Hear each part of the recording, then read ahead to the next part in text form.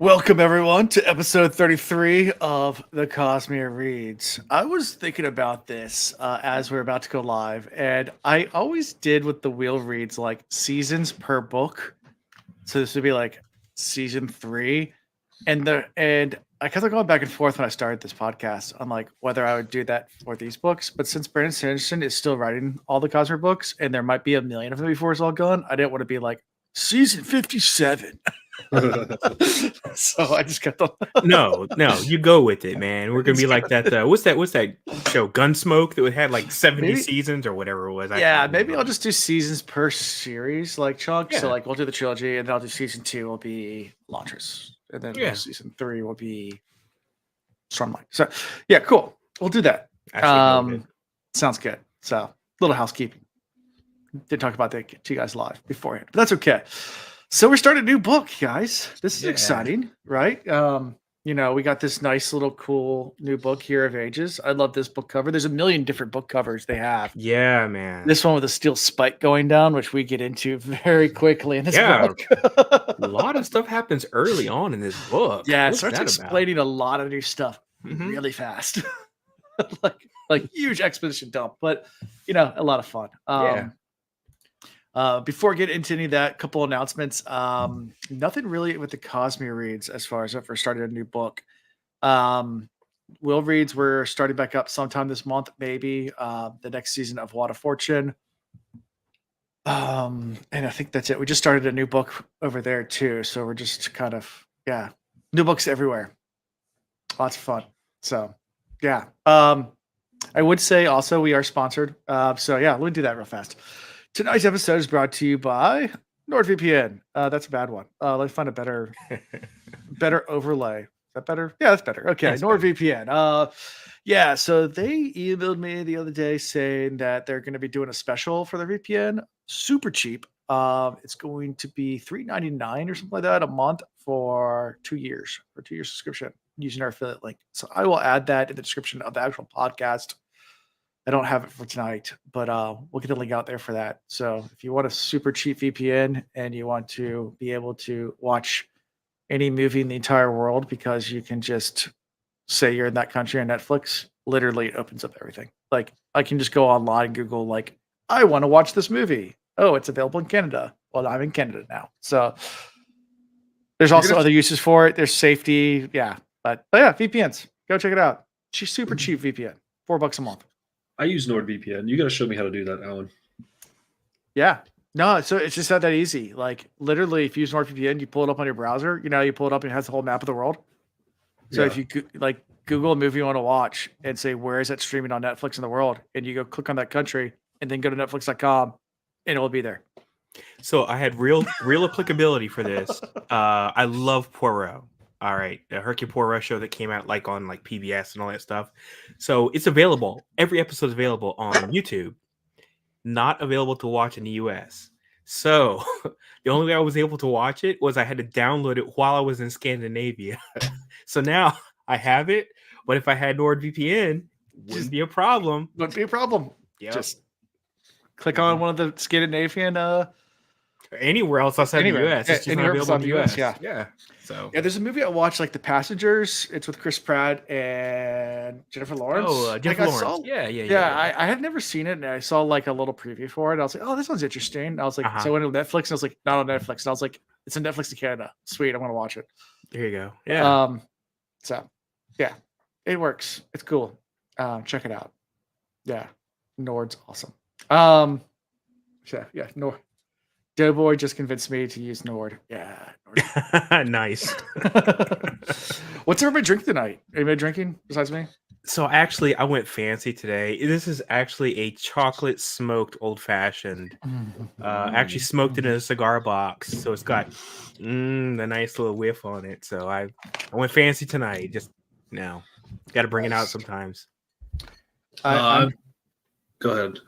Saying I'm drinking straight whiskey. I have a nice bottle of Elijah Craig barrel proof. Yeah, the barrel proof stuff. It's pretty good. Stuff is so ridiculously underpriced for what it tastes like. I mean, it's great. It's good stuff. What you drinking, Will? I have this pre-made bullet. Yes, the Bullet Manhattan. Yes. pretty tasty, and it's also pretty strong. So I'm halfway through my first glass of Oh, it. really? What's the ABV on that? 35%.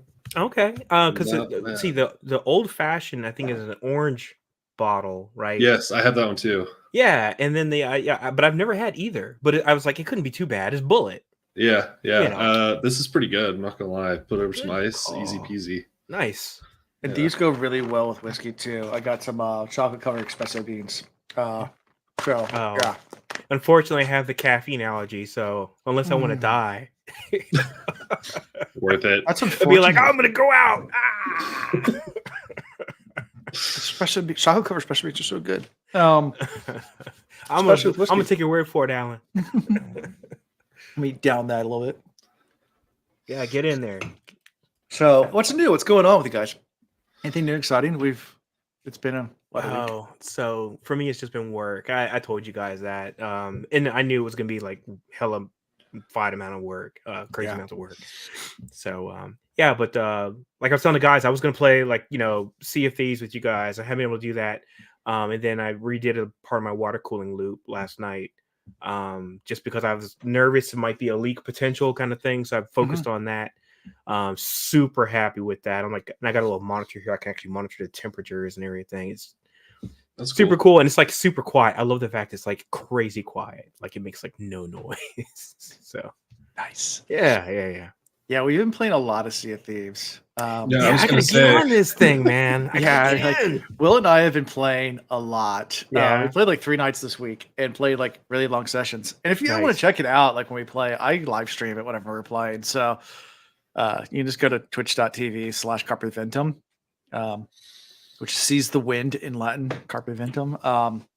It's appropriate for Sea of Thieves. But yeah, so if you guys want to check out my Twitch channel, you can. Now I do have like all the YouTube stuff in like set up, so it's just queuing like all these videos and stuff because I had never played it. Yeah.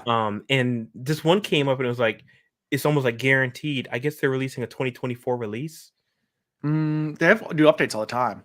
No, they're talking about like a new like version. I guess because The Sea of Thieves 2, that's been a rumor mill for a while. oh, okay. So And then there's Skull and Bones coming out, which is another pirate game. That's coming out next month, maybe. They've pushed that back for like 3 years now. But oh, okay, gotcha. But there's been rumor mill for Sea of Thieves 2 for a long time. But they just I don't know. Sea of Thieves is fun. Yeah, I love the idea of Sea of Thieves, but I don't have anyone to play with. Yeah, that's the thing about Sea of Thieves. Sea of Thieves is one of those games, and I hate that it's on Game Pass because it's free to play for anyone that has Game Pass. And then if you don't have friends that play, the game's not that fun.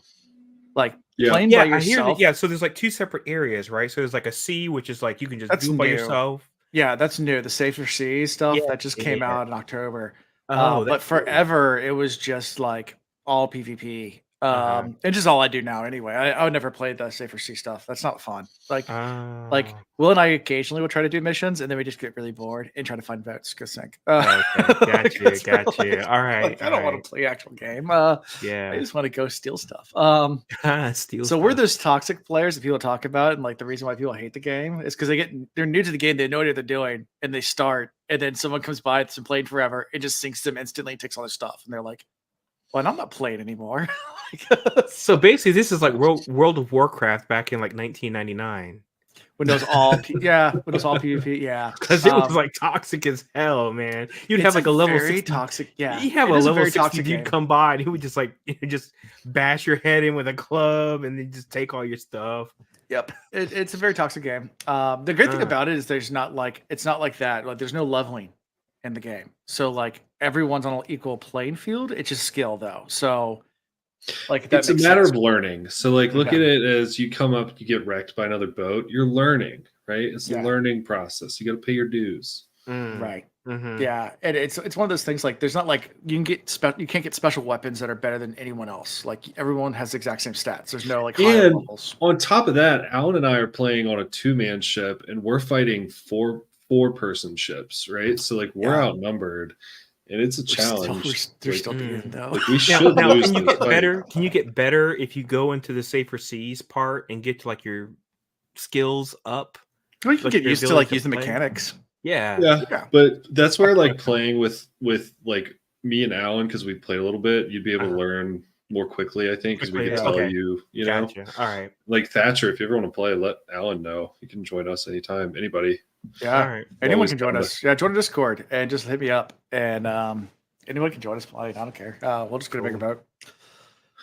Play Yeah. with 4 people at once. It's a lot of fun. So Nice.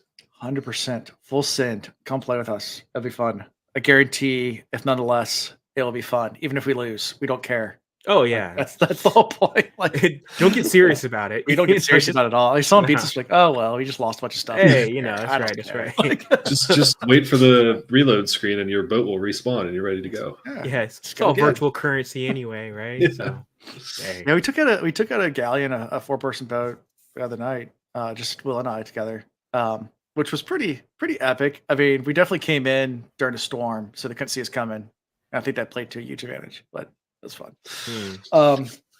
So anyway, not talking about Sea of Thieves. I could talk about that for hours. So the Sea of Thieves podcast. The Sea of the Thieves. Sea of Thieves reads. Welcome to SotCon. Yeah, SotCon. There you go. Let's get into talking about Hero of Ages, because that's something fun to talk about too. We have a lot to talk about tonight because we have 5 chapters, include the little short prologue, but which there's a lot to talk about in that too. Man, that's an impactful prologue. Yeah, it is. Ooh. So let's get right into it, because we get a bunch of stuff that was left cliffhangers, a couple of answers like right away of stuff we hadn't really figured out yet, and we're starting to get some answers like right from the get-go. Immediately. You don't have to wait long. No. So we start with Marsh's point of view in the prologue. And Marsh is struggling. It starts with Marsh struggled to kill himself. That's the first line of this book. He is flipping back and forth from being under control by something, and he finally names it later in the chapter, but he's talking about how he gets a sense of himself again, how he doesn't want to do what he does, and then something washes over him and he loses complete control. Oh yeah. And there's a terraceman on a bench in front of him. Also he talks about 3 years as an inquisitor, 3 years in prison from imprisoned in his own thoughts. And just about how whenever this thing takes over, the excitement of blood and everything like that, and he gets into like the bloodlust and everything like that, and he doesn't have control. Man, he's like craving it. Oh my gosh. Yeah. Couple of big things here. I mean, one, you get the name of this entity that's free now. Ruin. Yeah. And of course, I'm doing the audiobooks. I don't know how it's spelled. Yeah. People who say the Cosmere is YA have not read this book. What is YA? It is young adult. Young adult. Oh. Yeah. This ain't no Harry Potter, my people. This isn't Harry Potter. I mean, Harry Potter isn't Harry Potter by the end of the books. Whatever. Yeah, true. Yeah, isn't he like fighting he's trying to like remove the spike himself? Yeah, like, he wants to go with, to reach around and like pull the spike out and everything. Yeah. This poor guy. Yeah, Ish. poor Marsh. I mean, he has a glimpse of himself like while all this is happening, and sees the horror all around him. And as soon as he gets that, he's like trying to stop himself. He gets like taken back over again. He's like, the lust just comes right back to him. So we learned a term called hemalurgy. We have no idea what that means, but the term is given here. That something's happening where they're driving spikes through. There's a body on top of a body. But it takes 2 bodies. Yeah. Mm-hmm. And Hema going like, our typical understanding of Hema sound blood. Mm-hmm. So hemalurgy meaning metals, things like that. So I was like blood metal, but I'm not sure I understand, because I mean, obviously this specific ritual requires 2 bodies because they actually have an indent or impression in the actual for the body slab to go underneath the other body. So that way there's like the one body and then a body on top of it, and then drive the spikes through. Yeah. So, it has to go through the heart. Yeah. Go for the heart, Indy. Go for the heart. Cover your heart. For the people that don't know, that's from Indiana Jones and the Temple of Doom. Temple of Doom. Man.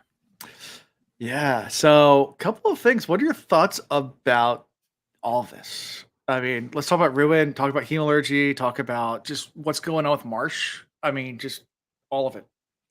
I remember in the first book how excited I was that Marsh had become an Inquisitor. I was like, because he's on the inside now, right? Yeah. And I was like, oh man, unfortunately, he went through this like terrible ritual, blah blah blah, blood everywhere, body parts everywhere, yada yada yada. And he won't even talk about it. He's like, you know, the first rule of Fight Club, you don't talk about Fight Club, right? So he was like, I can't tell you what is happening.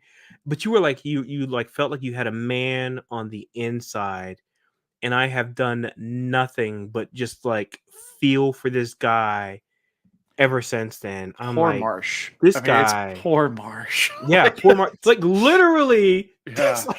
that's what it says in my notes. It says poor Marsh, Marsh. dot. Yeah. This poor guy. Oh, Yeah. man. Yeah. I mean, because he was trying to do it for all the right reasons, not knowing what Oh. he was getting into. And No idea what he's getting into. now he's in, and there's nothing he can do. He Ugh. can't get out. Like, he's Yeah. just stuck. And Yeah. I mean, the only way to get out is to kill himself at this point. Because, And he can't even do that easily. yeah. Yeah. Yeah. I think Danilo Azul says, I remember a lot of excitement and thought I couldn't wait for him to find out the truth about Mark's situation. Oh, okay. That's Yep, dark. yep. That's true. Like, Absolutely true. Absolutely. I stand by because I was excited at the beginning. I was like, oh man, he came in. He's badass now. yeah. And I was It's like, not knowing. and then all the people that have read the book Woods. are like, oh, you sweet summer child.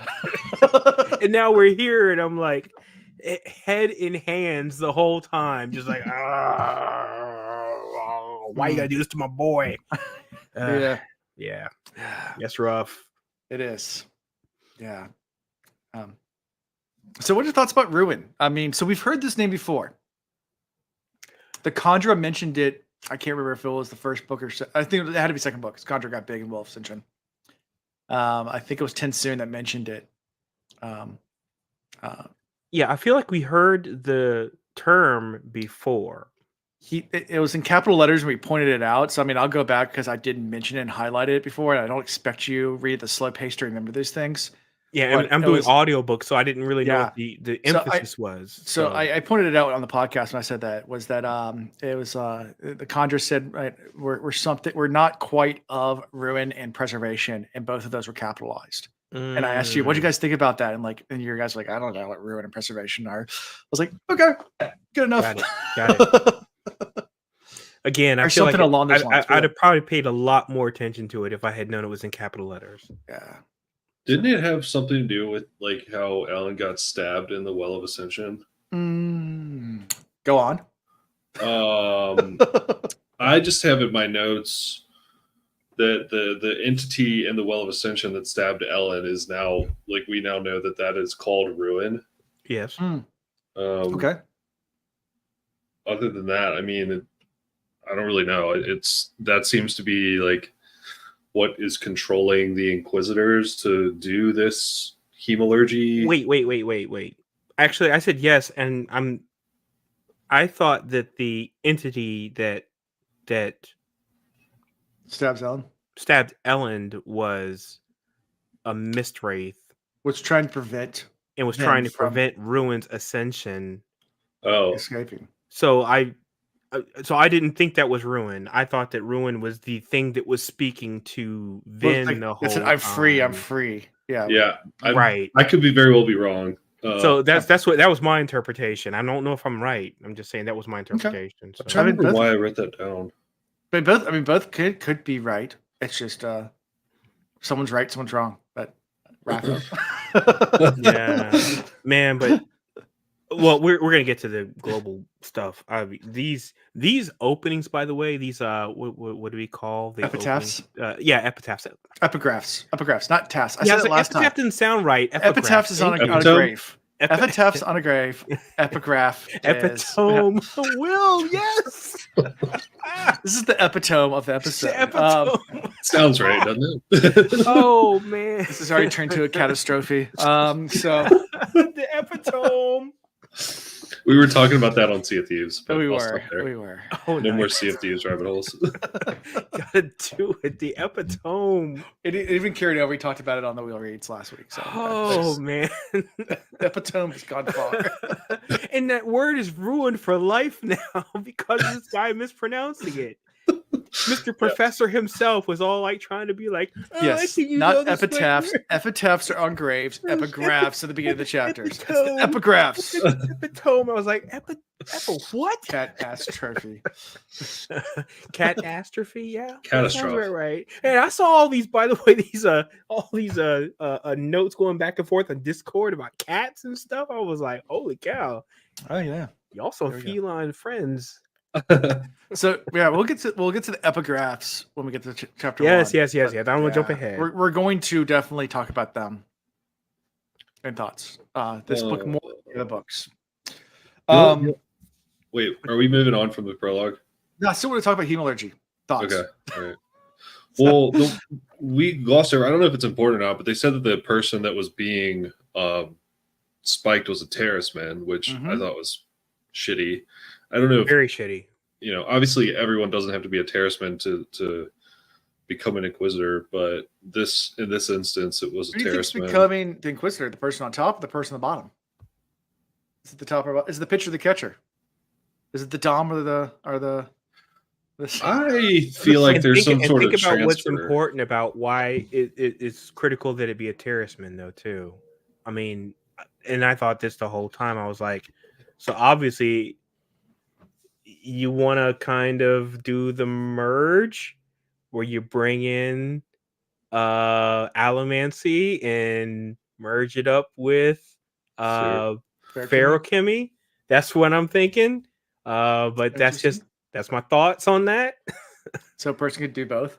Interesting. Yeah, so I feel like there's a reason why you needed the two bodies. So this is Alondo's theory time. So that was what I was thinking was that, like that's the reason why it was important that it was a terrorist man, is so that way you could bring the feruchemy.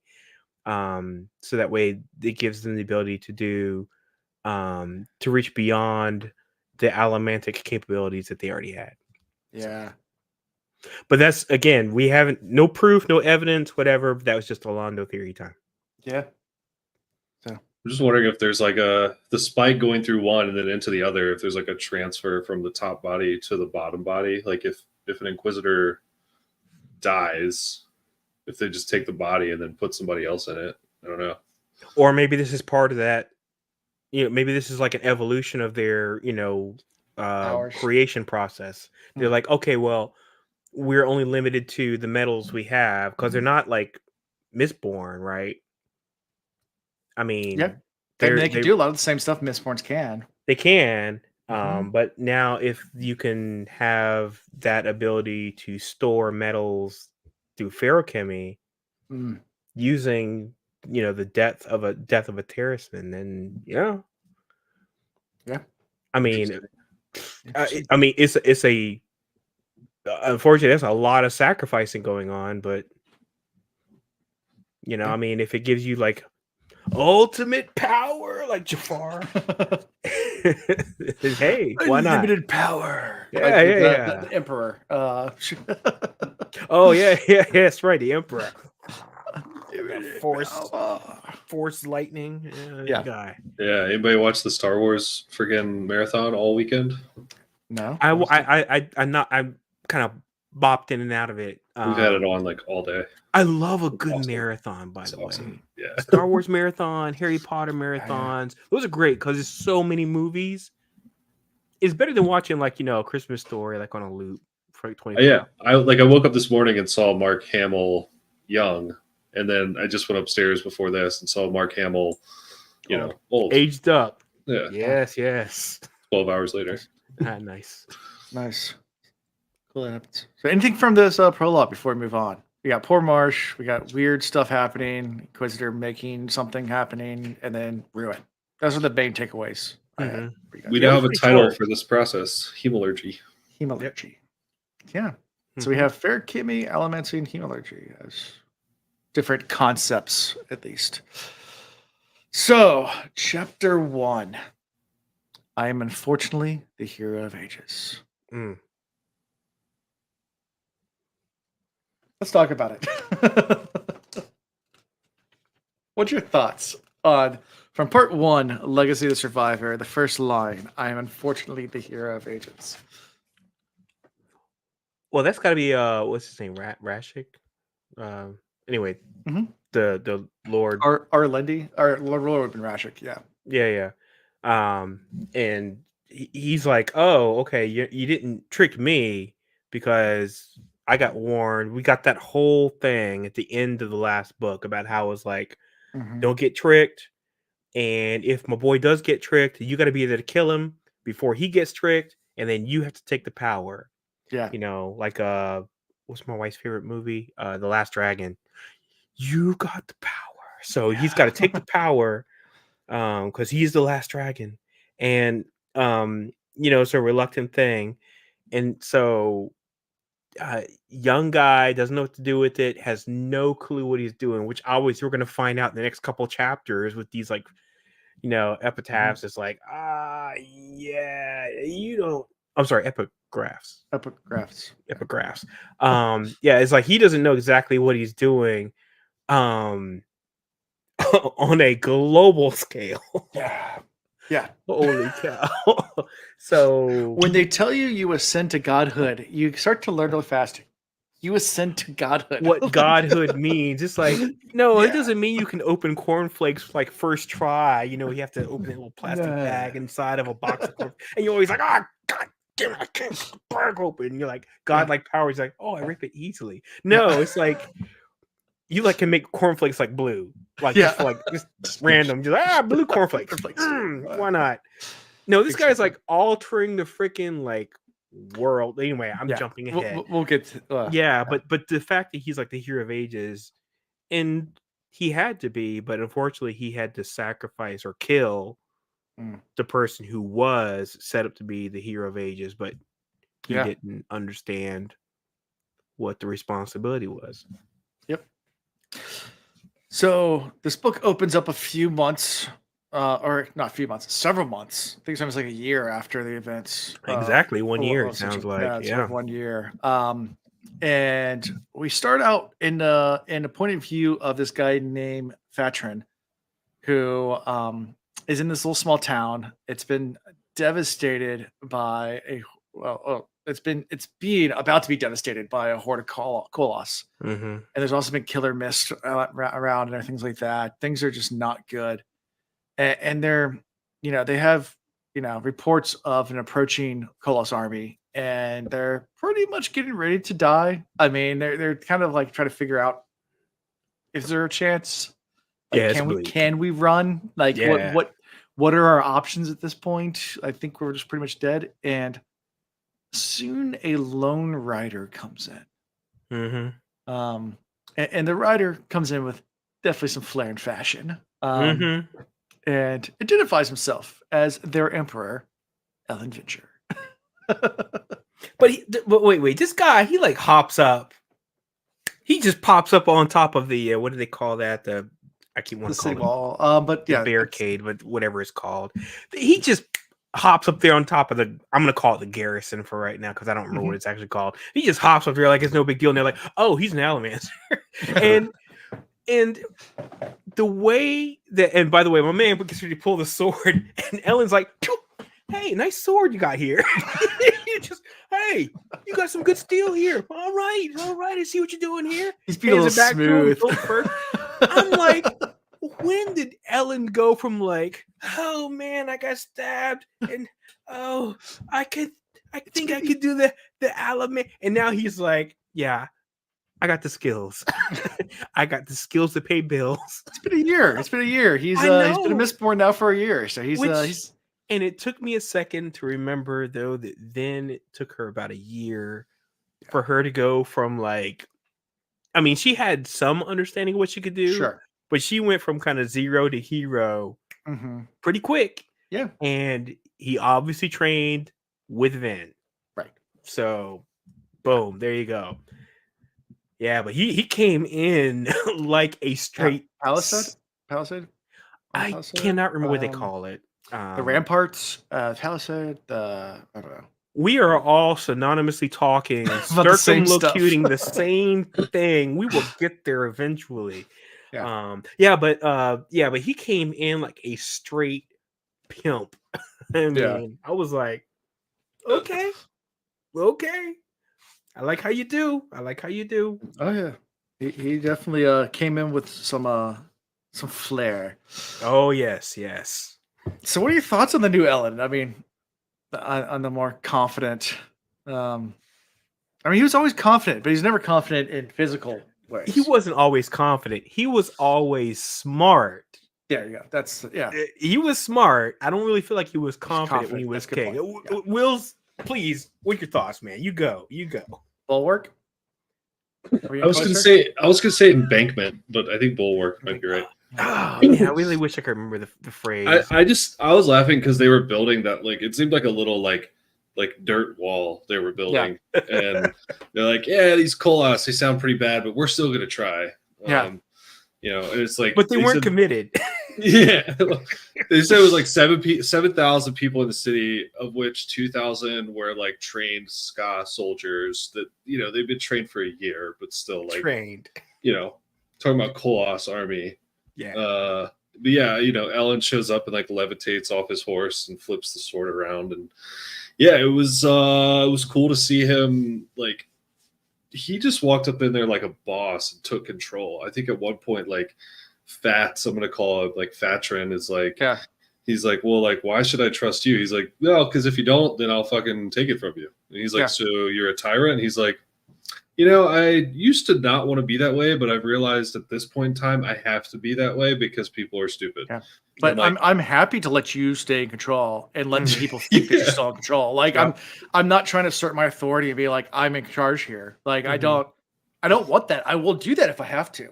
Like, I will 100% just smite you right now and take control. But we don't have to do that. Like, it's like all the years of Ellen's, you know, political theory studies, like, he's actually getting to put them into place now after having failed, like, with, I mean, he got thrown into the fire with Luthadel. Yes. Right. And now they've come out of that, and he's like had a year to rethink things and analyze. And now he's like, I don't know, seems to be in a much better place. Yeah, he tried that lead by committee, and it failed him. Exactly. Terribly, right? Exactly. Yeah. Yeah. He said, screw that. We're not doing that anymore. And yeah, man. It's interesting too, because he's talking. They're like, well, like, how are you going to help us? Like, it's like, well, you know, I'll get you guys all ready to go. I brought an army with me myself, and I got 2 more armies coming. They won't be here in time, but you know, they're going to be shortly behind the Kolas. So we got some more stuff. We got backer coming, so we're good. And he's like, you're gonna do what by yourself? He's like, yeah, no, don't worry about things. We're good. What about that boss move he does where he's like, oh yeah, glad I was able to show up after your missive that you sent me. So I got here in time. And he's like, what did you wait? I didn't send shit to you. Oh, you trying to make okay. That was a baller move as well. I mean, he was let's like, make some safe face. I mean, he's trying to help the guy out. Like, he went double winks on that one. And my man was like, yeah. Thanks for responding, my guy. And the other dude was like, there's no way you sent this guy a letter. He was like, hush up, my guy. Hush up. Let's go with it. Yup. I must have missed that, but it's just smooth baller moves all around though. Ellen's on another level right now. Yeah, good for him. It's diplomacy at its finest, as Thatcher says in chat. Well said, Thatcher. Yes, it is diplomacy at its best. Yes. Yeah. So finally, at the end of this chapter, the Kolas army comes within sight, and they start setting up camp. And Ellen's like, "Oh, they're not going to charge right away. All right, get everybody time together. to attack. We're going to attack." What? And they're like, "What?"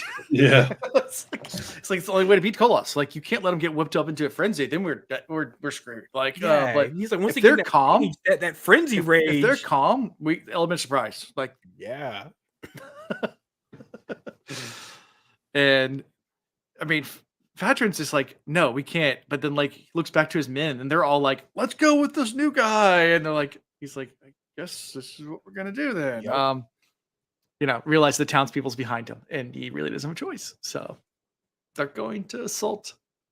You know, even like he does like that backhanded compliment on like the fortifications around. You know, he's like, you know, you got some pretty nice walls here, but yeah, let's do it my way because this ain't shit. Yeah, he's like it's so diplomatic about they won't last. Yeah.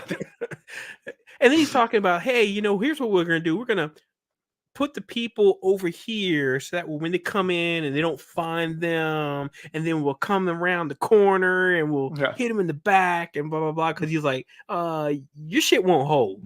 Yeah. Will not hold at all. It And will he not tries, hold. yeah, he gets all the women and children on the far side of the city and hide. And he says, Uh-huh. because the thing is, they whip into a fury, but once that bloodlust and that drives down, Right. they'll switch from killing to looting, and then it gives a Yeah. good chance to escape. Yep. But trying to escape while they're in that rage mode, like as soon as you move, they're coming after you to kill you. Yep. So, I mean, Ellen's like, I've dealt with these things before. I know how this works. So Yeah. So yeah, anything from chapter 1 before we move to chapter 2, which is another one of these sad chapters. It's so weird. This whole chapter, listening to Ellen come from a place of violence and battle and fighting, and he was never that kind of guy. All up until now, he was Mhm. never that guy, and it's just such a departure from what we know of Ellen. So to hear Yeah. this other voice of his Yeah. is like, it's almost jarring, Sure. but it's refreshing too, because it's like, But you wow, also I mean, understand like what he's being, what he has to he be. has seen things, and now it's like the guy died. I mean, essentially, he died, Yeah. and it has changed him so much. And it's like it's like the Grinch's heart growing 3 times his size that day or whatever. It's just like this guy just like leveled up Sure. like overnight. I mean, to us overnight. Yeah. So it's really cool to see. So Yeah. yeah, it's really I like what Tara, my wife, said. She was like, "Yeah, I'm really glad to see Ellen doing this because I was getting a little bored of Vin last book." So it's he nice kind to of ran his see. course. Yeah, yeah. Mhm. it's Yeah. nice to see Ellen. Yeah, I see what she's saying. I Yeah. definitely see what she's saying. Yeah. But boy, having 2 misborns, this really makes a power couple now, though. And we'll get to that in a couple of chapters. But Yeah. I know it's the Oof. Anyway, so chapter 2, holding the power did strange things to my mind. In just a few moments, I became familiar with the power itself, with its history, and within the ways it might be used. Yet this knowledge was different from experience, or even ability to use that power. For instance, I knew how to move a planet in the sky, yet I didn't know where to place it. Yeah, So it wouldn't be too close or too far from the sun. So all of a sudden, we're talking about Like, moving planets. I have the power to actually move the Boom. planet, but I have no idea like where actually to place a planet because I'm not an astrophysicist. Like, I And had I'm a lot like, of wait, stars around I'm that. like, what? Wait, what? Yeah, Did we just go from checkers to chess to like astrophysics? Wait, what? And I was like, okay, all right, I see how you doing. yeah, pretty crazy power that you get when you ascend. Yeah, man. Yeah. And the thing is, though, Sanderson, Man, the feeling of reading God's thoughts. he could have delayed all of this information until the end of this book, right? No, he gives it to us right up front. He's like, I'm not gonna mess around. This is what's going on here. Figure it out, keep filling the pieces, but here you go. And I'm like, Mhm. wow, because a lot of these epigraphs up until now have been like cryptic or Mhm. piecemeal, Right. and he's giving this stuff up It's just- front, Yeah. and he's like, I'm just gonna front load it up here, and Mhm. now it doesn't take. It took me these prologue and 4 chapters Right. and get my whole theory together, and by the time I can even figure out my theory, he basically told me every piece of the theory. And I was like, oh well, I don't have to theorize nothing. He's already just explained the whole thing to us. Yeah. Yeah. Just gave you flat out not even the breadcrumbs, just gave Yep. you the whole thing. Like, Oh, here it yeah, is. yeah, Here it is. This is what happens. yeah. So yeah, chapter 2. This is a sad chapter. Tensoon. Our good old Chandra. Is it really sad? I don't think it's sad. I have a heart for Tinsoon. So Really? Because he killed Orseer. he did eat Orseer. I'm sorry. It's not sad to me. He killed Orseer. He redeemed himself somewhat. You know, he had a little redemption arc there. No, this ain't no Dumb and Dumber. You completely redeemed yourself. No, not yet. Yeah, Not you yet, gave us okay. you gave us one of the biggest secrets, for all Condra. I get that. Yeah. Sorry. Orseer was cool. Yeah. Hard stop. Okay. Orseer was cool. Chad agrees with me at least. Tinsoon forever. I'm with Alan. Yeah, thank you, Chad. Fine. All right. So Tinsoon's in a prison cell in the Condra homeland, which we don't know where that is. And he's Right. waiting his sentence. Or whether he'll be put to death or not. And at this point, his form lacks any bones or even sensory organs. He can just like feel the vibrations in the cell, and he has sentient thoughts. But that's about it. Doesn't he have eyes or anything? We like don't that? know how he got out of the form. We Well, know they about the removed all the vibration. bones from inside of him, so he's just like a blob. Yeah, so how did they get him out of him? I mean, does the vibration thing, like, is that what happens? You can vibrate the bones out of? I didn't know. We don't know, We don't know. but I'm curious. Yeah. So he's a blob. Mhm. And you can feel the vibrations of the cell being opened, and he feels the pain of the hooks being put into this blob form to Yeah. lift him up. And by the first contract, he should have a chance to state his defense. But he immediately, and somewhat, even though he doesn't have sensory organs, can sense. I guess he gets enough he's learned enough tricks over the years to kind of create something, so he can sense or smell the acid. Because he's learned some tricks that even without bones, he can do things here. It just takes a lot of energy. It takes a lot out of him to do it. Yeah, and the guards give him a skull, so he can dissolve that. I think that's what it is. He gives him a skull so he can kind of get ahead and can talk a little bit. Right, because they have to give him they have to. By the way, this is an asshole move, right? So they gave him the skull because it's a requirement that he has to give him the ability to speak on his own defense. But they tried to dole out the verdict before he can form around the skull to they start pouring the acid in immediately. I'm like, that's an asshole move all day long. Are we serious right now?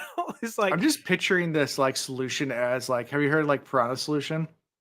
no. I know how to make it, but I'm not going to explain that because we're live right now, and I don't know if it's legal or not. But there's a chemistry solution you can make with home products that you can buy in stores. But it's called anything carbon will literally turn to like it will eat away everything. Like there'll be no trace left. It'll turn to water and carbon dioxide. So it'll take all the carbon, combine it with like the solution will actually Wow. dissolve any carbon-based life form or any kind of I guess Breaking Bad kind of gets into it, but they don't get the right formula. Breaking Bad actually, but they don't get the right talks formula. about Breaking it, Bad, yeah. probably for good reasons.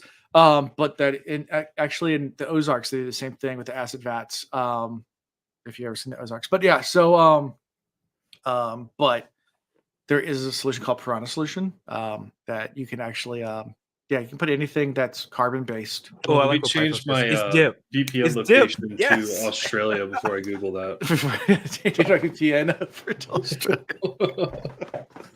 but yeah, so anything you put in that's carbon based, it will completely dissolve like to nothing.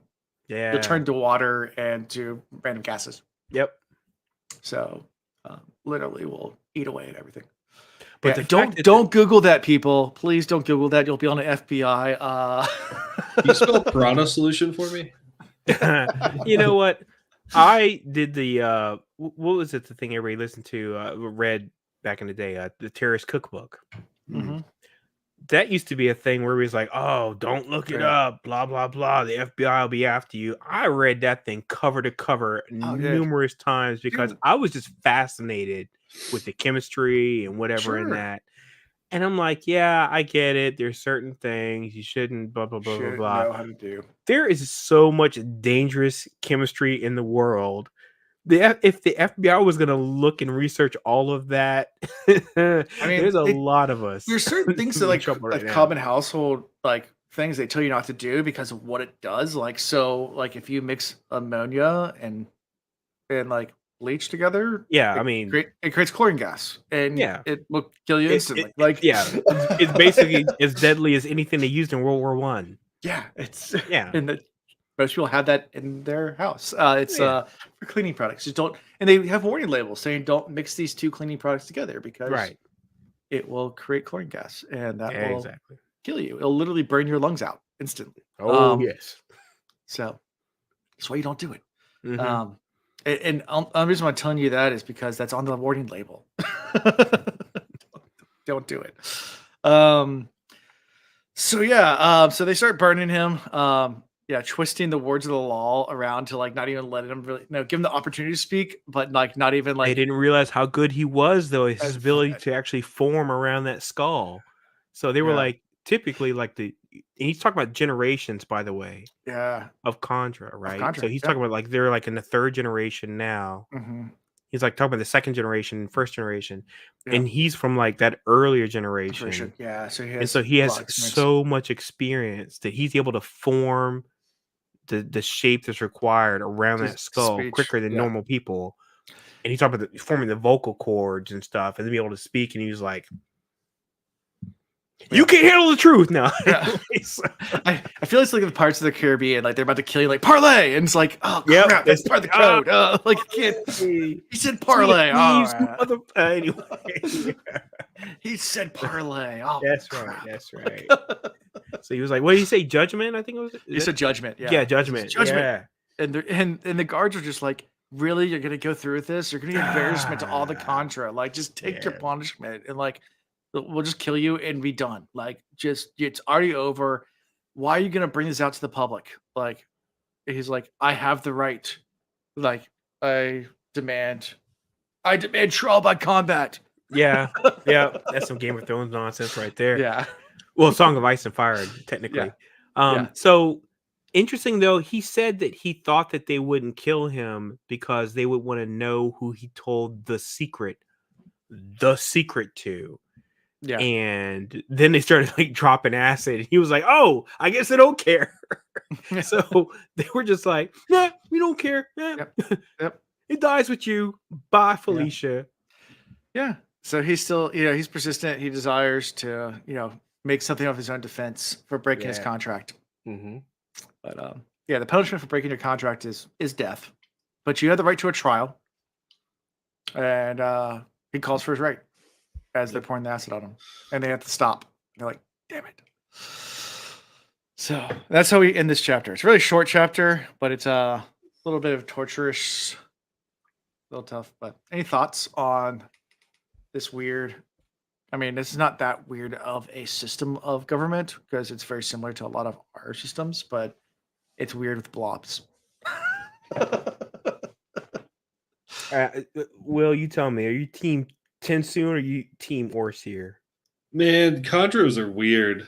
I don't know what team I'm on. I guess I have to be Tensoon now because Orsur is no longer around. Yeah, there's no one to be a team on, man. He's gone. I'm still on team Orseer.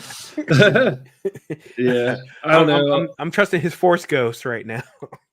Yeah, I was just picking up on like you said, the generation things and the contracts. I mean, he talks about how the first contract means like they're not supposed to hold him in prison for long, so they have like a law system or something. Yeah. I don't know, more complexities with the Condra. But And like Zool, I mean, whenever I read these books, I loved learning about Contra. Like everything about their culture has fascinated me. I don't know if it fascinates you guys. Bags of Antlers are so much fun to me. Yeah, that's very, very. I don't like it because there's so much left out, and I know there's so much more to it, and I just want more. I want to know. So I'm like, oh, here we go, a little snippet here and there, and then we're gone. He got some acid poured on him, and next chapter. Yep. So I want to know all about these things, but It's the dip from Roger Rabbit. That's awesome. Yeah, I love that comment, by the way, Pythos. Bravo on you on that dip, which is still one of the most horrifying things in that movie. It's a kids movie. It's a kids movie, and this the that kids shoe movies gets in the dropped in the 80s dip and and- 90s were ah, wild, man. man. Were wild. I mean, Gremlins was a kids movie.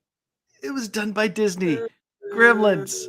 Like, it was not a kids movie, not the but it first was one, dude. pitched. No, But it was pitched as a kids movie. no, it was not pitched as a kids movie. I think it was No, originally PG. Like, Are you sure? I thought it was PG-13. Well, I don't know what the first. No. No, first PG-13 movie came after that.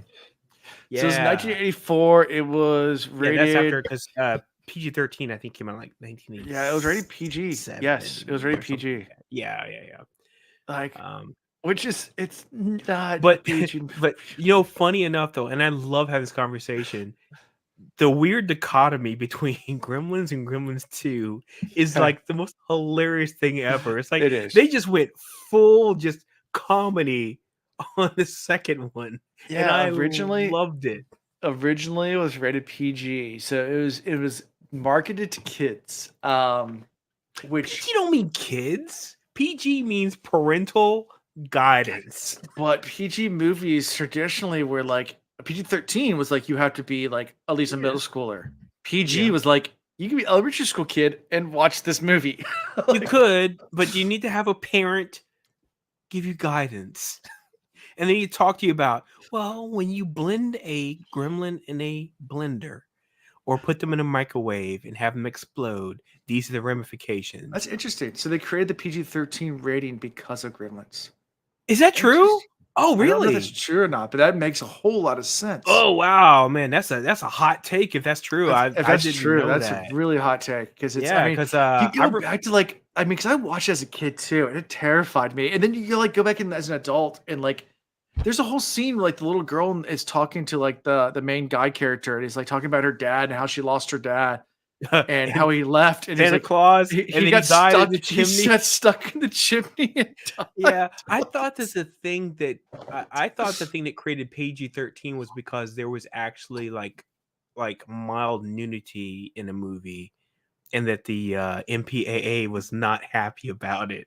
Yeah, I thought that was the reason why, and I don't remember any nudity. Like the in people in the Gremlins. 70s and 80s, PG was anything. PG anything was for kids. Yeah, in the 80s and 70s and 80s, It was pretty like, much assumed though. If it was PG, you could be 7 years old and go into your local movie theater and be like, I want to see Indiana Jones and the face melting scene at the very end of that movie. By the way, PG, Raiders of the Lost Ark, face, skull, skin melting scene, which is like one of the most horrifying things. So at the movies, that's true. It was also that the Temple of Doom, which came out around the same time, Spielberg had suggested a new rating system based on. Oh my gosh, reactions. yeah, because he came in with the and pulled the heart out.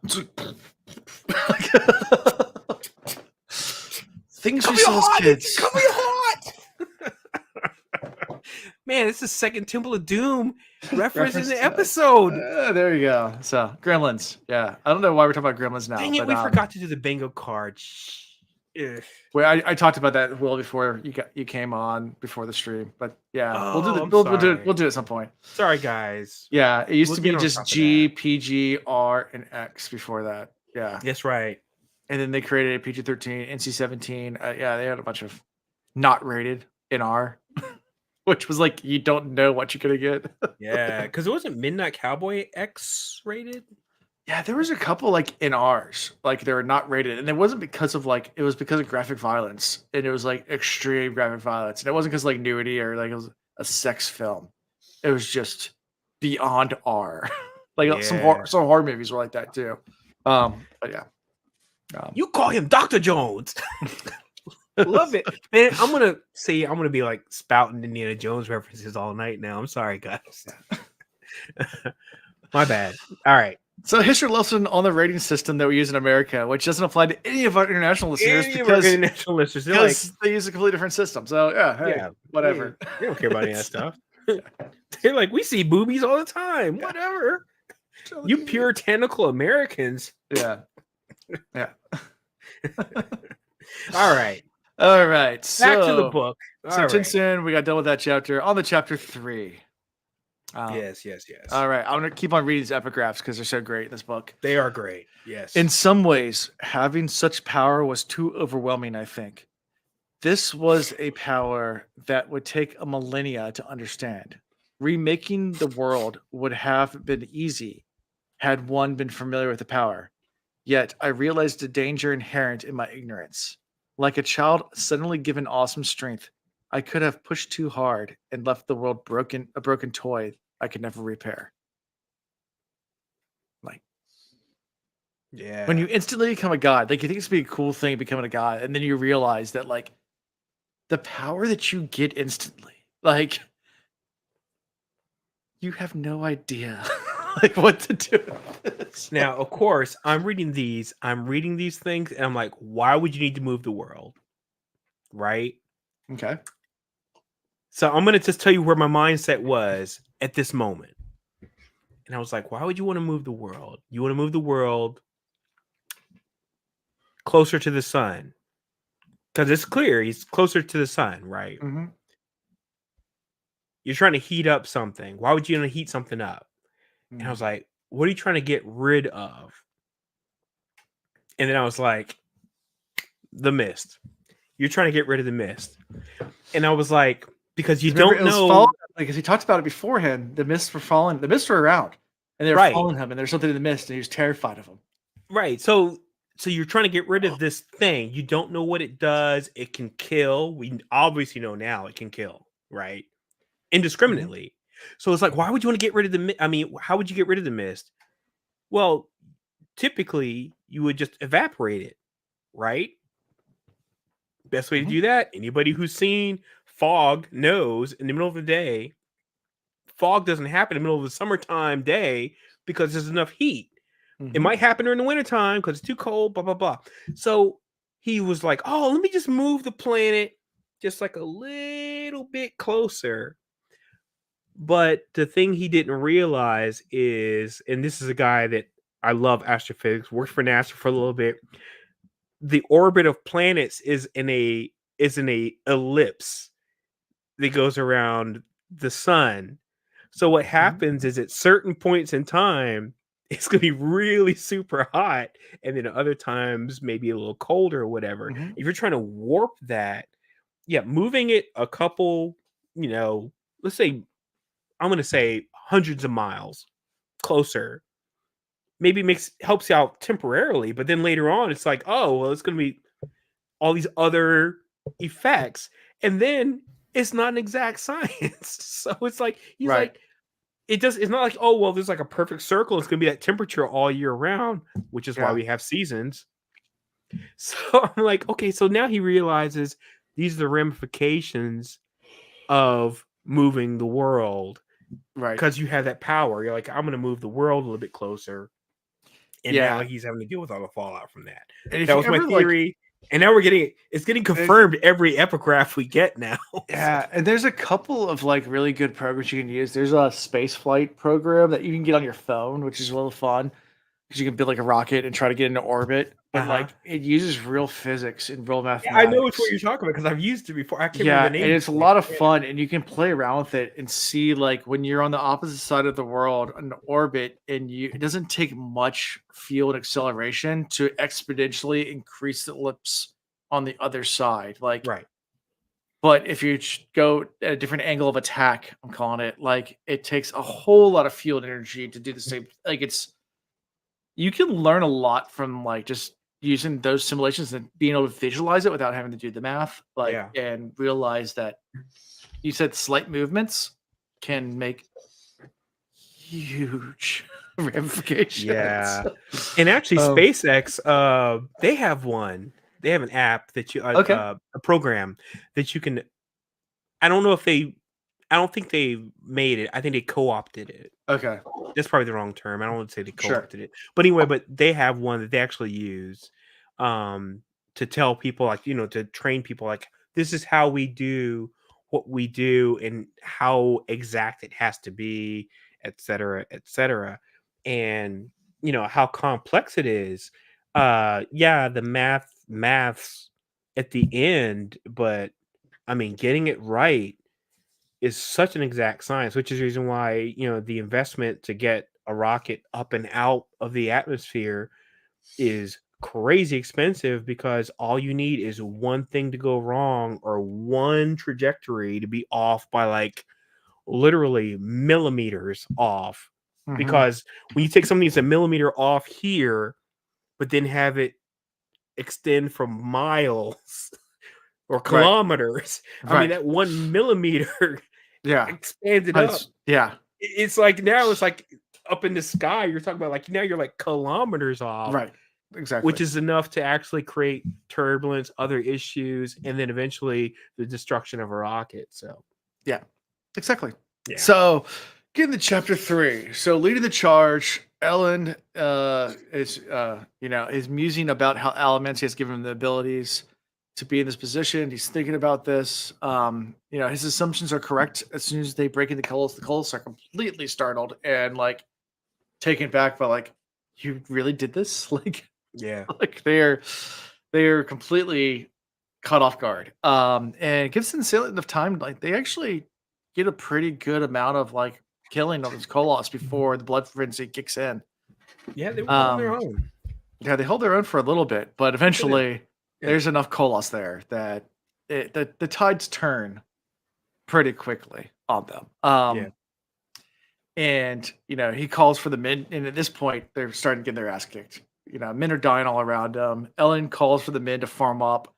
He starts to soothe all of them and try to get away the fear and pushing the emotions on them and stuff like that.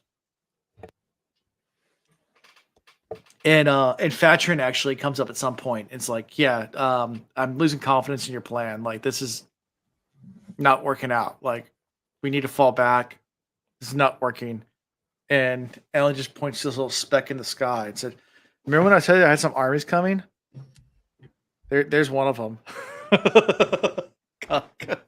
Man, another great entrance. Oh, Good yeah. for her. Yeah. Oh yeah. Vin doing Vin things. Vin yeah. doing Vin things. Yeah. man. Yeah. The little speck in the sky coming down. And Mhm. Vin comes in and just lands in the middle of a group of Kolos. And I don't know how it describes it. Like a storm of death, I think is what it says. Like, I mean, just acrobatics, just Vin doing Vin things. Yeah. And for anybody that has seen the MCU movies, it's like that scene in Avengers Infinity War when Thor, Rocket, and Groot landed in the middle of like all those Centauri, like in Wakanda. Just like they just like took the and it just landed and they just started just beating ass all around. Yeah. Yeah, That's Vin. so. And Vin starts taking on some of the bigger ones, of course, because that's what she does, and seeking out 13-foot Kolos, and they're all kind of taken back because here's this little tiny girl, and it's just taking out the biggest Kolos, and she's going for the biggest ones first. Yeah.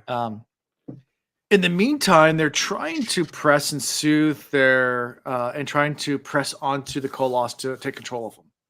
And it explains that that's what they're trying to do. But there's something blocking them. It doesn't really explain at first what that is. It just says that like something else is controlling them, and it's harder to take control when they're not just mindless idiots. If someone else has already have control of them, it's harder to press through and break that through. So these are being controlled by something else. So we find out really fast what that is. But yeah. So thoughts on this opening? Doesn't she actually succeed in like gaining control of a few of them? Let's do the smaller ones, and that completely takes the Kolos off by guard as well, because one of the small ones turns and immediately starts swinging at one of the bigger ones, and they're just like, the Kolos is completely taken back by the fact that a Kolos is now attacking them, and it definitely creates more chaos into the whole entire situation. But now, guys, tell me, I mean, and if it's theory time, go ahead and throw theories out. It's always theory time. Always theory time, man. So that's just why I love theory times. So I don't know the answer to this question, which is why I'm asking the question. I didn't understand. I mean, it seemed like Ellen had been trying to do this the whole time, trying to take over The Colossus. any Colossus, right? Mm-hmm. And then she popped in, and she was able to take over like one or two. Mm-hmm. Why all of a sudden is she able to take over like one or two? Practice. Okay. Practice. Because she My didn't honor- burn Practice. Duralumin. Practice. Practice. AI. You talking about AI, practice? Yes. By the way, your boy went on a rant on a podcast the other day. Oh, AI did. No. From I was listening to the Will the Reeds. Will Reeds, and man, he went into that practice joint for like minutes. By the way, I didn't comment because I was listening to it on my phone, and I was like, I had to have time to type, and he went into that practice rant forever, and I was like, damn, practice. He was going. We talking about practice? I can't remember what was that about. Yeah, there was an interview with Allen Iverson years ago, and like in the middle. No. I'm talking about on the wheel of the name. time. The Will Reeds. The name of the chapter was practice. That's what it was. Yeah. Who did Chris go off? I think it was Ian. But No, yeah, it was Ian. Yeah. Ian went bananas. Still Newport News people that News understand. people and Allen Iverson. We're like Anyone from Newport News who's anybody knows about the practice interview. Oh yes, absolutely. But Ian went off talking about practice, and I laughed my ass off. If I was near a keyboard and I could have typed all the LOLs, I would have went in. Anyway, back to my question. So we're saying that Vin was able to take over Colossus because she had practice working. She's done it multiple times now before. It. Okay. So like when and she did it with the Ellen's Conjure, she did it with the whole entire Colossus army back in Luthadel. I mean, she's done it a lot of times. I mean, she used Duralumin to do it, but still she knows the triggers and the handles to pull. Knows where to push. Because she's done it a bunch of times at this point. Got it. All right. But there's still something resisting most of them. And they quickly figured that out because once they start to pull some of them, they realize that there's a Steel Inquisitor close by. And he's controlling the Colossus, and he's not at the beginning he's not engaging. But eventually he does. Yeah. Engage. And got it. Yeah. They talked about how her taking control of those few forces, emphasis on the word forces, the Inquisitor to come out of the shadows. Yeah. Yeah. Which is, man, that was spooky, by the way, to me. Because that means he was sitting there just hanging around watching the whole time, Southfield. The whole time. Yeah.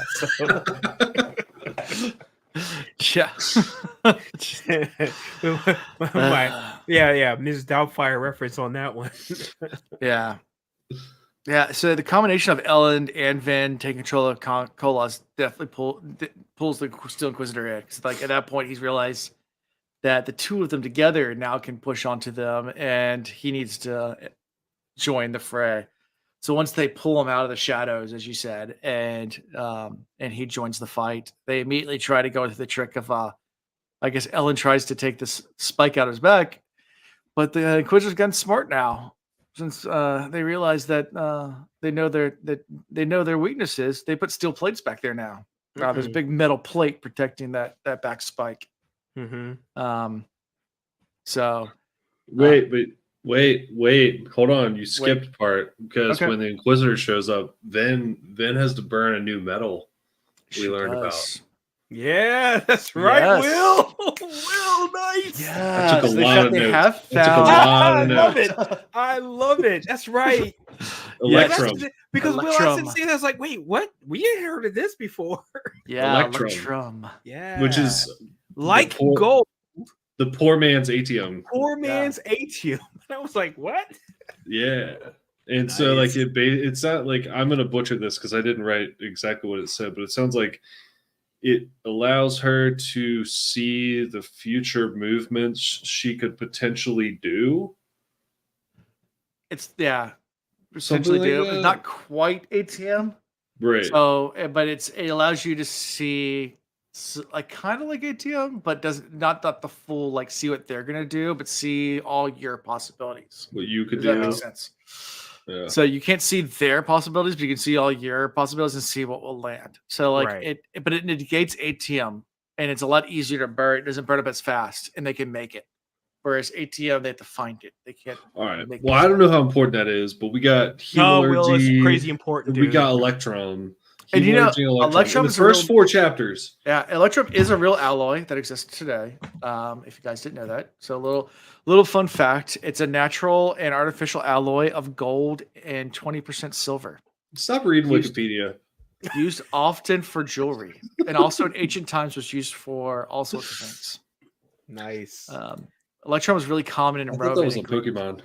Yeah, in Greek Yeah, and so Roman culture, Electrum was used for jewelry quite often. It's not Gotta catch used used. as often today, but yeah, it's silver and gold mixed together. Nice. But yeah, my next note was about the when she like rips the robe off of the Inquisitor. Look at Will bringing those receipts. Nice. I think I took more notes for this. Look at this. Look at Nice. Oh, wow, Look at wow, you. Look wow. at you. Wow. this. Look at this. Hey, hey. And it's all broken up into sections. Oh, hey, wait, look, Um, you channeling your inner Alando. Hey. Yeah, Because it was a Doughboy new does the thing I same tried. thing. I like it. Actually have mine segmented out too by chapter. It was inspired by because I see you like scrolling through your thing, so I was like, I'm gonna try my notes on my phone. Uh-huh. I actually Yeah, like I use doing my that. iPad to do it. So Yeah. Because like for the other 2 books, I would actually write in the book, old school. Yeah. But I do the pen thing, and then I like have like little dash marks that actually show like break. separate chapters. So yeah, you're doing the exact same thing as I do. I like it. It worked for me. There you But- go. Yeah. Yeah, but like she rips the robe off of the Inquisitor and shows they describe it as like a turtle shell on the So now he's a spike. Koopa Troopa. Yeah. They're like, damn, we can't get it now. I'm like, just take it off, dude. You're an Allomancer. Yeah. Fucking Yeah. rip that off. Yeah. All I heard when he said it was a turtle shell, all I could think it was do do do do do do do do do do do do do do do do. By the way, for the new Super Mario Brothers movie, did anybody watch that? Yeah, Yeah. man, sure enough. Of course, peaches, man. Two thumbs Peaches, up. peaches, peaches, peaches. I just watched peaches. that like last week. It was really good. I got kids, Yeah. man. You I know got they're gonna make a kids. sequel. Of course, Yeah. I watched it. If that thing made too much money, Hollywood doesn't let anything go. They're like, oh, we're definitely gonna burn this into the ground. Recycle. Yep. Yeah. Rinse and We're gonna repeat. drive this into the ground. Hey, I want every pile driver you can get. Yeah. It's coming. It's It's coming. coming. Oh yeah, Yeah. it is. It is. Yeah. Yeah. so yeah, Ellen joins Vin's struggle on top of the hill. They're fighting Kolos. They're trying to pull it away while trying to fight a Inquisitor, which we know from the first 2 books, or at least from the first book, especially. Inquisitors aren't really in the second book that much, but they ain't no joke to fight. Like, and now their tricks are being covered up with their tortoise shell. So. You know, I mean, you can do the old Kelsier way, and that's what they end up doing. Yeah, trying to go for that. Go for that, Mm-hmm. and that's what ends up. They end up doing. But yeah, yeah. It was able to. I guess what they were able to take control of Kolos and have a Kolos do it to kind of take him off guard. Wasn't it Kolos that kills the Inquisitor? Wasn't it? Yeah. Well, kind of. I mean, it's a Kolos by way of being taken over. Sure, Right. yeah, but So, that was yeah. their trick. Was rather like they were focused so much on them, Vin was able to push into a Kolos next to him and then redirect so- the flow. And He whips around and they're trying to behead him, but instead of beheading the Inquisitor, it ended up just like bashing his head in. head in, It which did the trick. they're like, oh, okay, so that could kill him too. Cool. Cool. That's the trick. Yeah. It was right at the right moment, right before it had a chance to kill Ellen, because it was getting ready to go for the kill on Ellen too. So. Fun fight scenes. Of course, once the Steel Inquisitor is dead, we'll get to this in the next. Well, not so much in the next chapter, but that you assume that they can take full control now of all the Kolos and the battle's over. Because once you get once the force stopping you from taking control is gone, they have the ability to just take control. Are we talking about peaches of President's Night Hot USA? Yeah. Right. Millions of peaches. Peaches for me. For me, yeah. Peaches for Dude, I free. used to back in middle school, man. Pot USA was what was the thing, man. It's such a good song. It is a great song, and I Such a good sing it song. all the I time. want to rock out to that right now. That's just a good happy song. It's a good happy song to sing anytime. I mean, come on. The best 4 chords ever written. Yeah. Well, those 4 chords are reused in like so many different. Yeah, like every Weezer song. We could have used President of the United States of America for the Tinsoon chapter. We could use Lump. Lump settle. Yeah. He's just a lump of flesh. I'm mad I laughed at that. I'm mad I laughed at that. But it's true. We could have used Lump. In the park. He's Lump. He's Lump. He's Lump. He's He's Lump. Lump. He He's might in be my dead. Why didn't they just name that song Meat Sack? Meat sack. Meat sack. Bag of antlers. Come on. Now we're showing our age. If anyone that's younger that listens to our podcast doesn't know who presidents of the United States of America are as Oh, a band, man, you get got to go on check that. them out. They Yeah, are check them all out. And then, of course, I would also go into who sang Winona's Big Brown Beaver? Big Brown that Beaver. Oh, that's Primus. Primus, yeah. All the Primus stuff, too, at the same time. It's Mhm. just as good. Who's the lead singer of Primus? Oh, shoot, you're asking the questions I bassist. don't know. Yeah, That's the on my front tongue. man, bassist. I can't remember.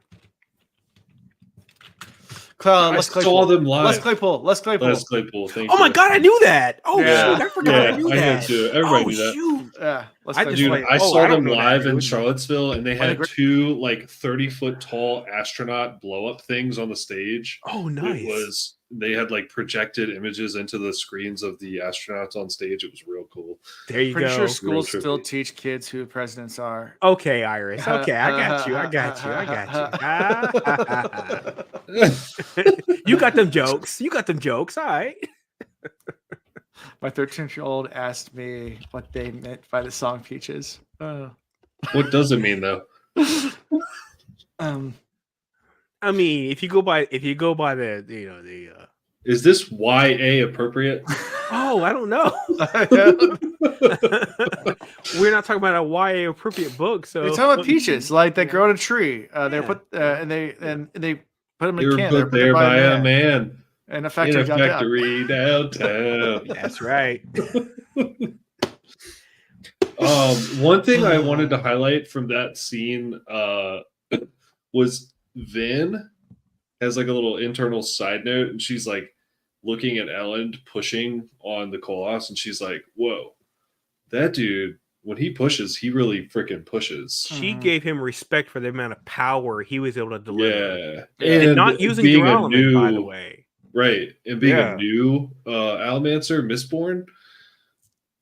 And I was like, okay, so Ellen's not only going to be like, powerful. He's going to be like, I think he's going to be more powerful than Ben. At least maybe in certain metals. Maybe I guess pewter in particular for one. But And Vin comments on how powerful Ellen is. Like, Ellen is super powerful. yeah, Or like, and she's.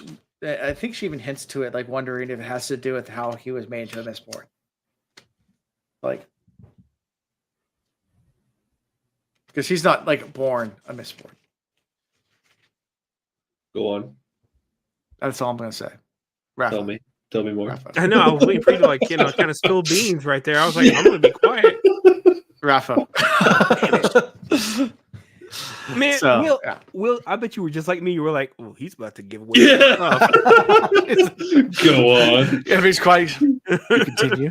I'm like, Tell me more. But she just commented about how powerful and how skilled he's become so fast, like more than her. She does mention that, and that's all. I'm gonna leave that there.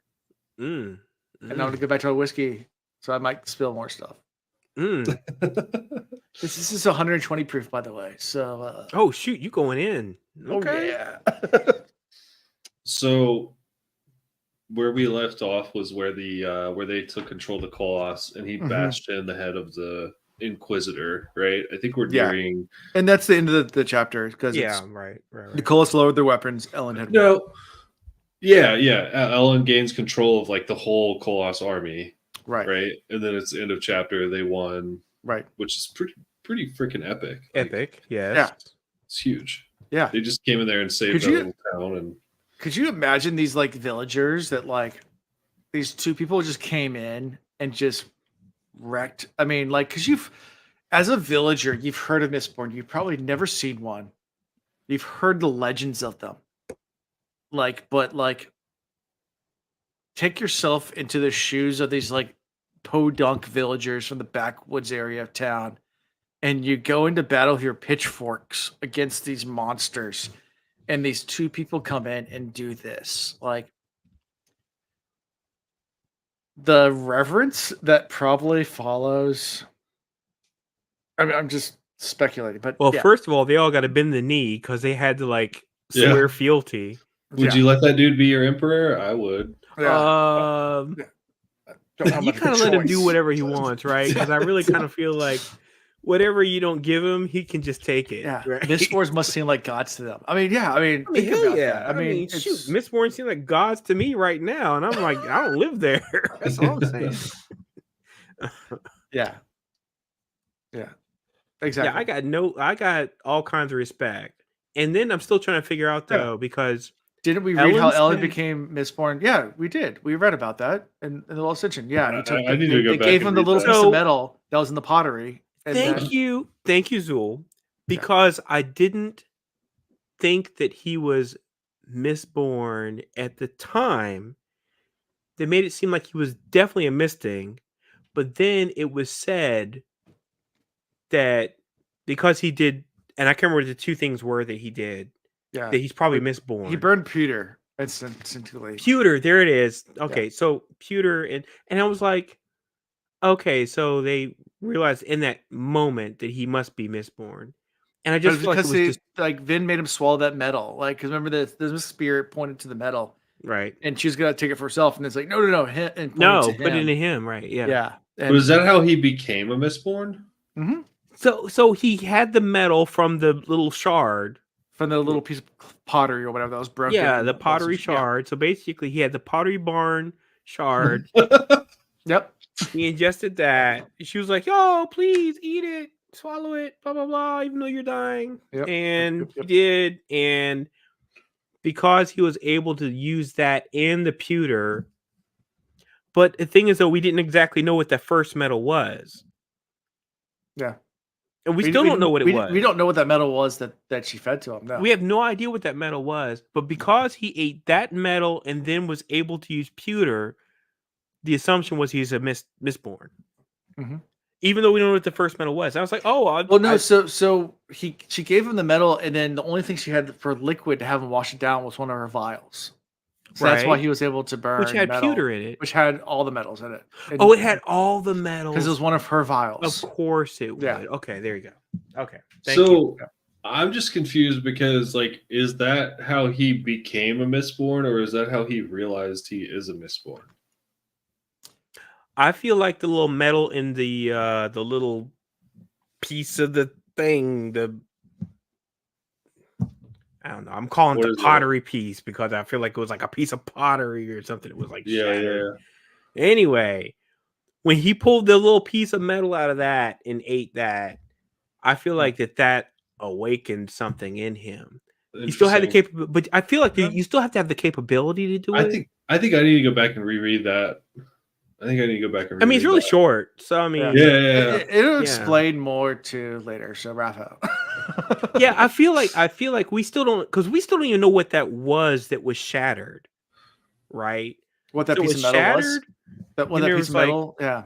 There was like a bunch of stuff around. Yeah, as far as what that little piece of metal was, I would say Rafa.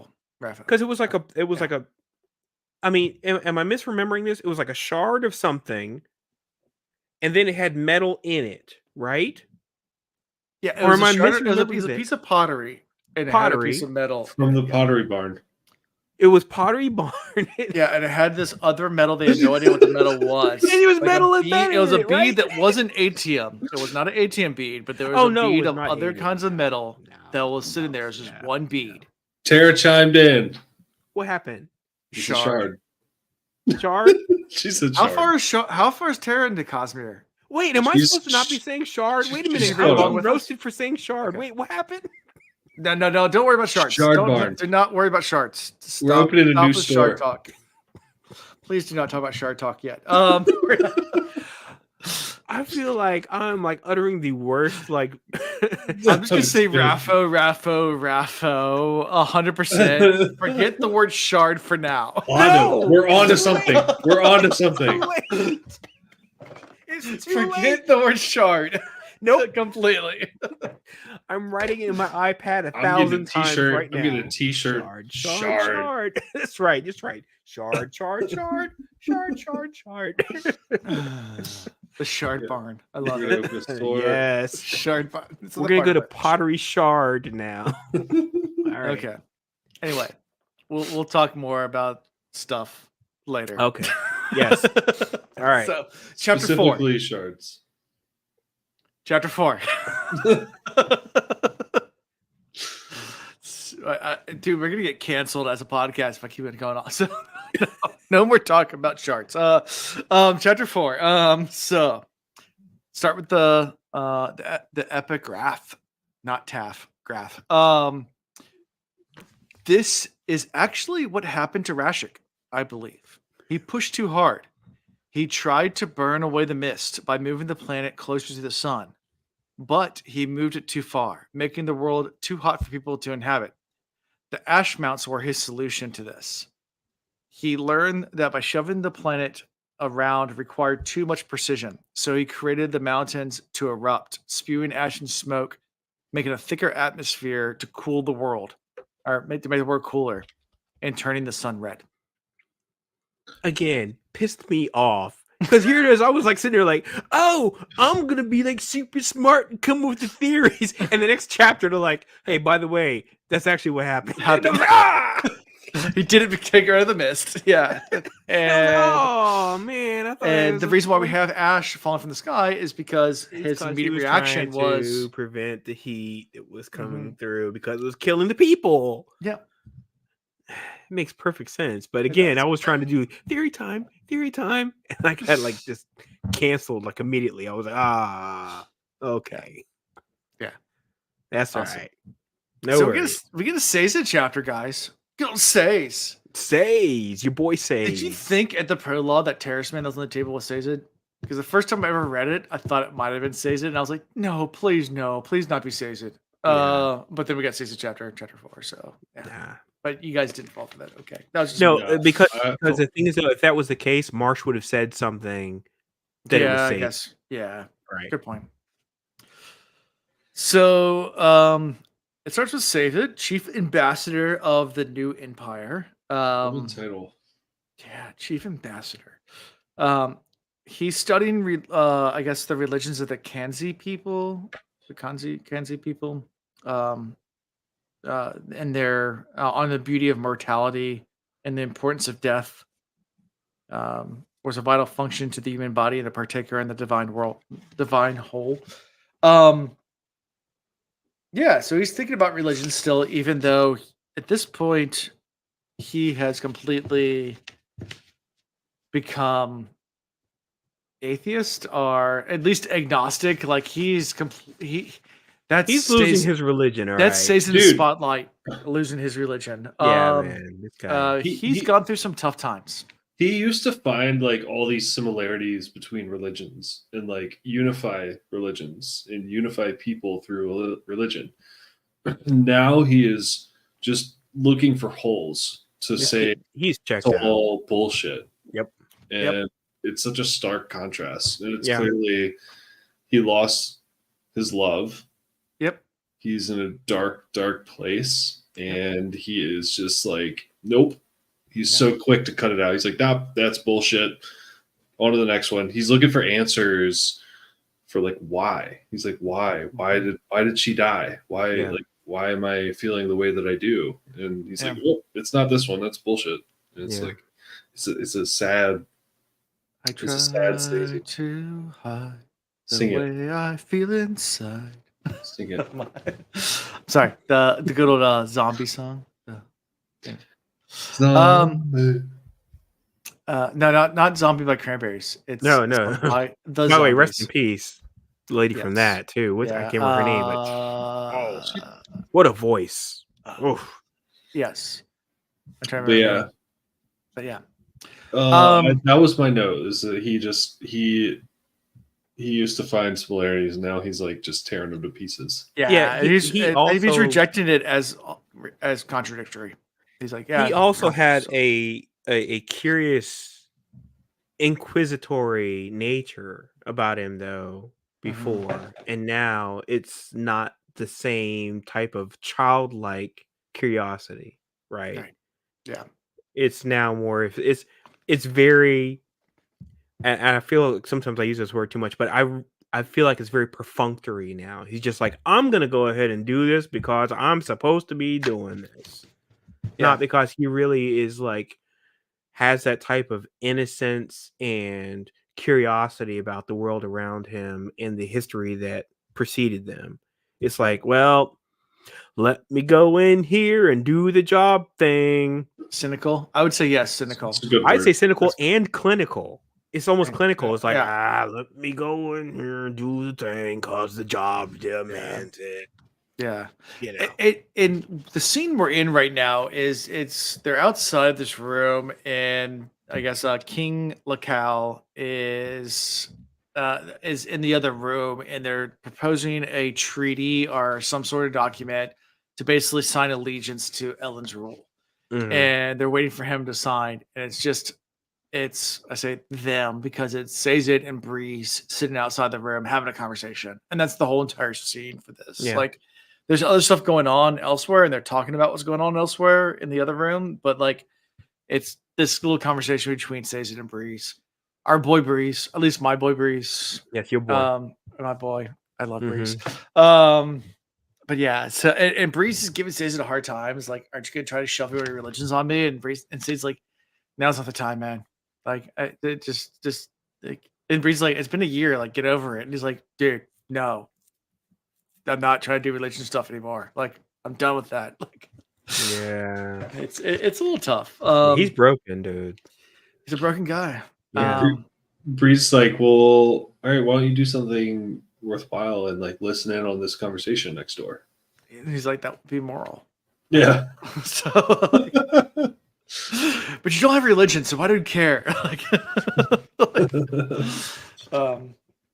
it's the whole entire argument that you get from a lot of religions. I mean, obviously, people always say like atheist people can't have morals because they don't have religion. Like, morality doesn't come from religion. Like, right and wrong.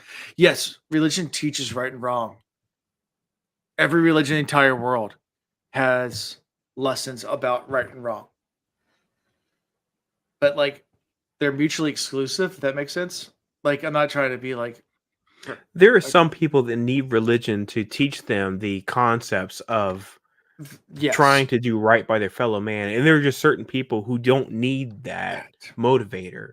right, And they can just say, oh, I'm going to do right by the people around me. right. But that's the best way to do so is if you actually have like a religion to say, well, you Sure. know what? Let's fall back on this because Right. if you don't feel like you're going to get your comeuppance, Yeah. Not everyone has a moral compass inherent built. there in you them. go. Yeah, Yep. a moral compass. Whereas religion will always provide a moral compass, whether Mhm. or not other religions agree with that moral compass is completely debatable. Right. But every religion in the entire world has their own moral compass. Right. Like, what's moral for each religion is different, but Mhm. it will provide that for you. Yep. And that's all I'm going to say. Every religion in the world has right and wrongs, and Mhm. this is right, this is wrong. That's Right. like, and that's in Earth, but also in this universe, obviously with the 300 or whatever religions that Sazed has, same type of thing. There are aspects to that, and Sazed has abandoned all of that at this point, whereas Breeze is goading him a little bit in this conversation. Oh yeah, they have a good little spirited back and Yeah. forth here, Mhm. which I appreciate. Yeah. I think Yeah, 'cause, I mean, go ahead.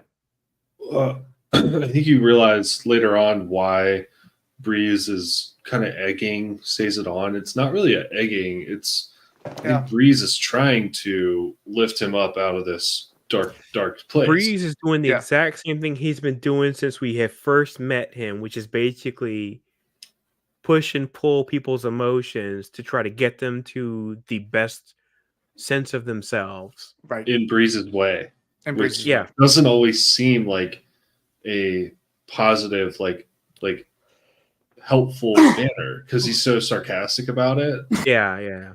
But yeah, I forgot, like Breeze, like everything he does is in the best interest of everyone around him. He comes across as an asshole. And he Yeah. even tries But to sell himself as an asshole, which Sazed calls him out on in this chapter. I'm sorry, we're talking about Breeze. I got about Dueling Cane, but That's right. Yeah. That's So, right. By the way, forgot to talk about the fact that Ellen had a dueling cane in the battle earlier with the Koloss. I was going to bring that up, and I completely forgot about it. That was a really cool picture to envision too. Yeah, Yeah. man. I was like, he brought in a dueling cane. Yeah. I was thinking about that the other day, like, okay. when we first started these books, they Yeah. mentioned that came in like start way back 3 books ago. Uh-huh. I was thinking about this the other day, and it sticks with me from this podcast. My favorite moment so far in this podcast was when it mentions that Cayman, before they mentioned that how the magic system works, they mentioned that Cayman had a dueling cane, and I brought it up, and I showed mine off on live stream, and Alonso said, "That's wooden. I pitched it as metal," and I was like, "No," and he's like, "Why wouldn't it have metal?" And I was like, "Just Rapho. Like, it would make 0 sense to have a metal Fair dueling enough. cane. Yeah. Fair enough. Yeah. Yeah. Makes In sense. this Fair world, enough. you do Yes, not want a yes, metal dueling cane. yes. Yeah. But yeah, good one. But it's again, we're talking about though. I mean, Breeze does things in the Breeze way to elicit the best of people in that moment. Mhm. And sometimes it's overt and sometimes it's subtle. You don't know Mhm. exactly how he's going to do it. Sure. And then the fact that Sazed comes back and calls him on it because he's like, you try to put yourself out here like you're an asshole who doesn't care, blah blah blah blah blah. You're such a liar, my guy. Yeah. He was like, it is so obvious that you like care and you like are doing the best for the will of all those around you and etc. And he's like, you obviously love people, and he tried to make it seem like you're hard-hearted. He's like, it's all an act. He's like, I see mean, right through you. There's a couple of good lines from this chapter. Oh, but, there's like, great lines in this One of my chapter, favorite yes. lines from this chapter is like Sazed's like thinking about Ellen Venture and like leading people, and he's looking through his portfolio and says, "No," Sazed thought. Glance at his portfolio. No, a man with no faith cannot lead them. I must find the truth for myself first, though, if such a thing exists. Like, he's struggling so hard, like, Yeah. to find anything.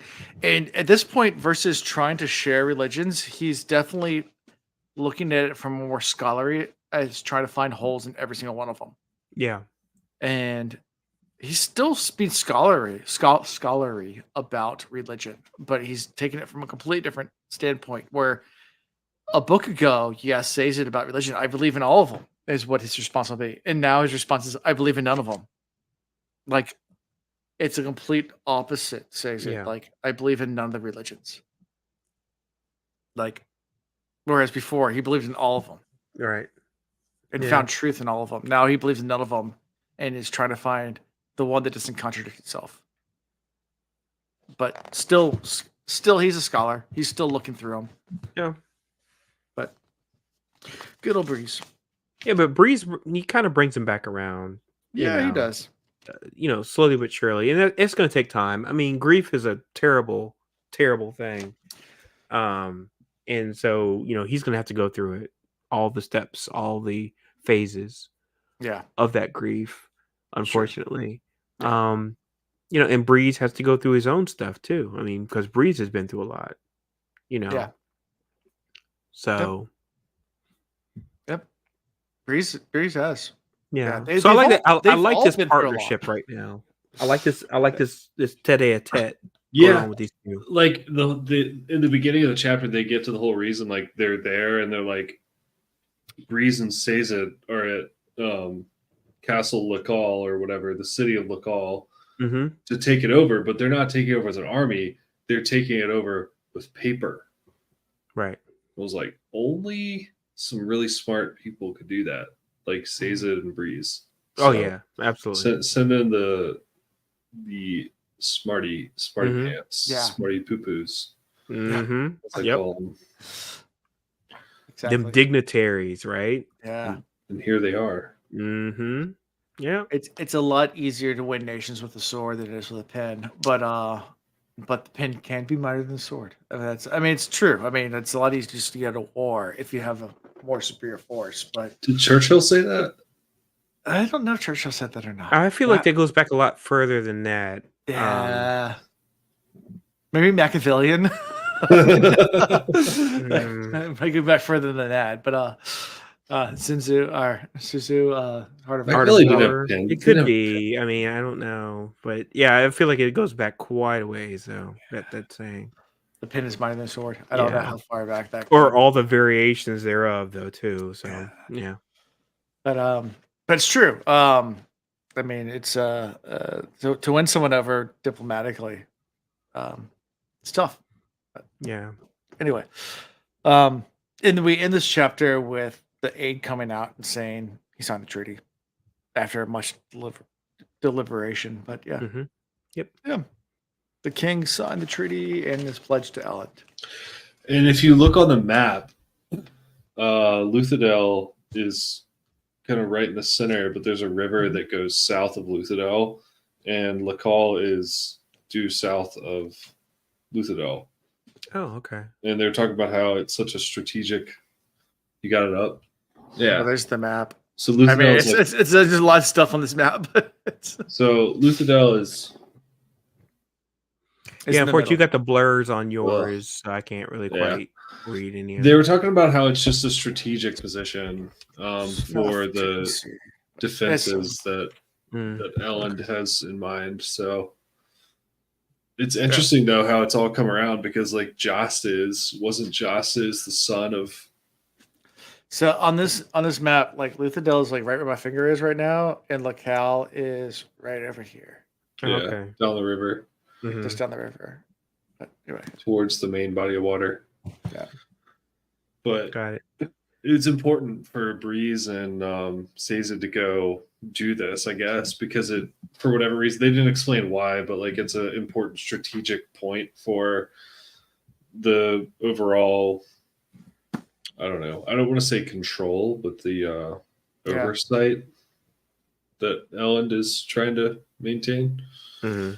So Will, since you've looked at the map, since obviously looked at it, just a quick little thought. What are your thoughts on the map? Because it's obviously not a world map. Yeah, well, I mean, we've talked about planets and shit. Like, this is not even a world map of the planet. This is a cell of the entire body of this thing that Sanderson's created. I'm like, even dude, on this one planet, can we scroll to the right? Can we go to another hemisphere? Like, we're in Virginia right now. Like, let's go to New York or Florida. There you go. California. Yeah. Like, not even another planet. Can we just go to another part of this planet? Like, what the hell is going on? That's interesting. There's so much out there that I'm like, dude, we are just total. We'll jump to another planet next. We're gonna go to another planet for the next book we read. But yeah, right. Yeah, when I look at the map, I'm like, I know there's so much more out there. Yeah, but it's nice interesting. It's good to start off on a little segment, I guess. Yeah. So I'm gonna just real quick and say, number one, I love these chapters. Yeah. These first chapters have been crazy informative, crazy action packed, well written, and I want to say efficiency is like crazy good in these chapters. His ability to deliver so much so succinctly is so impressive in the opening of this book, and it is a huge departure from the last book. The Yeah. last book I felt was just like for both sakes, Mhm. in some instances. It's a bridge Um, book. It's a bridge and book. yeah, and this book, you can tell. I'm gonna tell you right now. The first book was like world building. It's like, hey, here's what's going on generally, but there's a bunch of mystery. The second book, I was like, don't know what's going on here. We'll figure it out. And this book is purposeful so far. I mean, Yeah. it's every Well, sentence, every phrase has a purpose. There's some meaning to it. There's gravitas to it, and I love that. so Will mentioned this the other night when we were playing Sea of Thieves. Back to that reference. In the audiobook, they don't have the preface in the audiobook. Oh, In really? the actual book, they had the preface. And I wish maybe I'll let you. I'll send this to you. Okay, yeah. I mean, Alonzo, I so can you look it can up, actually. man. But like Yeah. the preface to this book, like it starts out with it's from Brandon Sanderson talking. It's like this is a book where I had to prove I could do this, both Yeah. to myself and my readers. During the years I was trying to break into fantasy, I noticed something about new writers is that a lot of them can do great world building and selling books, but there's a lot of people out there that can write good chapters and compelling characters and situations, but finding consistently, I found myself disappointed by the endings of my books, of these books, of these books. However, granted, I'll take a book with a weak ending, but characters over the reverse. Basically, he's talking about like when he wrote this book, I think he realized that this had to be a book. Like, I mean, it had. I mean, he had to like. Yeah, Alonso, you need to read. You need to read that. I didn't realize that the audiobooks didn't have it. 'Cause No, when I there's read no it, preface. No, when no, I read no. the preface, I will definitely read it. I was like, okay. So it's like a mea We've- culpa, basically, for the last book, almost. And which Yeah. I love that because he's taking responsibility for the fact he's like, well, I fell into the trap where you do the world building and you Yeah. set up these like good endings in certain books, but for the sake of like kind of doing the world building, at some point in time, the world building has to stop. And it Yeah. has to be about It's the almost character.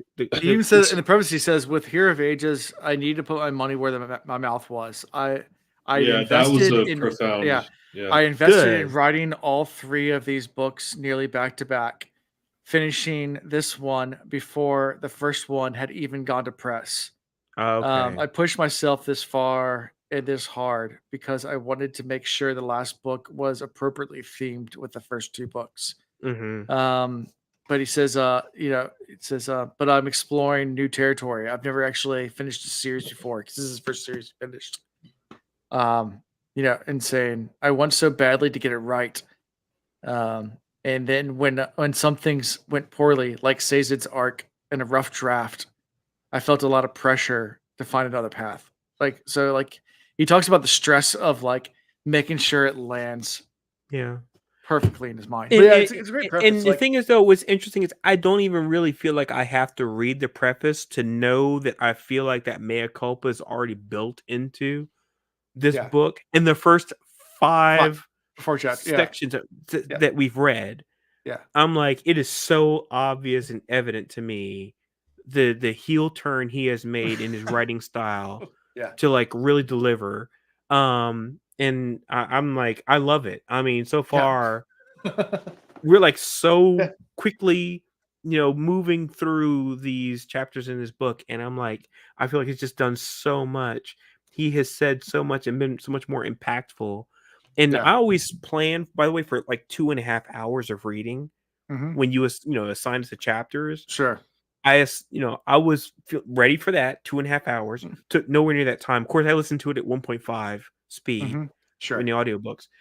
It took nowhere near that. And yeah. I feel like this delivered more than probably not the last episode Yeah. of this Sure. podcast, but I would say the last 2 episodes before that. Yeah. maybe Yeah. 3. He Yeah. delivered that much in such a short period of time, and it was impactful and not just like giving away stuff. It Right. was it really it all had a lot of gravity to it, and I appreciated it all Yeah. around. Well, This book's. I mean, Final Empire, the first book in this series, is fantastic. Great book. There's nothing. Yes. There's nothing. It Um, delivers all it around. delivers. Yes. This book, I love this book. It's I not my can see favorite why. Brandon Sanderson book. My favorite one. We'll get to that one eventually. Mhm. It's in a different series, but Yeah, but this is great. This has got a great start. It yeah, came right out the gate, just firing, and it's just like, just and I was like, answering some questions, but leaving enough on the table that like you're yeah, still like, absolutely. yeah, So I hope the whole rest of this book has got the same kind of cadence going with it. yeah, Has some books come out strong, but I was like, so far every chapter has been written the same way. I feel like this is gonna be the cadence yeah. all the way out, and I'm here for it. Awesome. So yeah. Well, what are your thoughts on the start of this book? Are you enjoying it? Are you? yeah, no, same thing. In my own defense, I thought we were recording Saturday night last night, and so Oh no, I did all We my played reading CC yesterday. last night. I did all my reading yesterday, nice. All right. but I got through it so quick. But I was diligently taking more notes than I had on the other 2 books intentionally. But yeah, I mean, it kept sucking me in. It was what, 4 chapters plus the prologue was like 50 pages. I think I got through everything in under an hour. And, Yeah. Oh yeah, it goes by quick. it just sucked me in, and Mhm. it's the tone of this book has seemed to start off more like Alondo said, kind of like jumping to different areas but getting to the point very quickly. Mhm. So yeah, no, I'm stoked to get to this.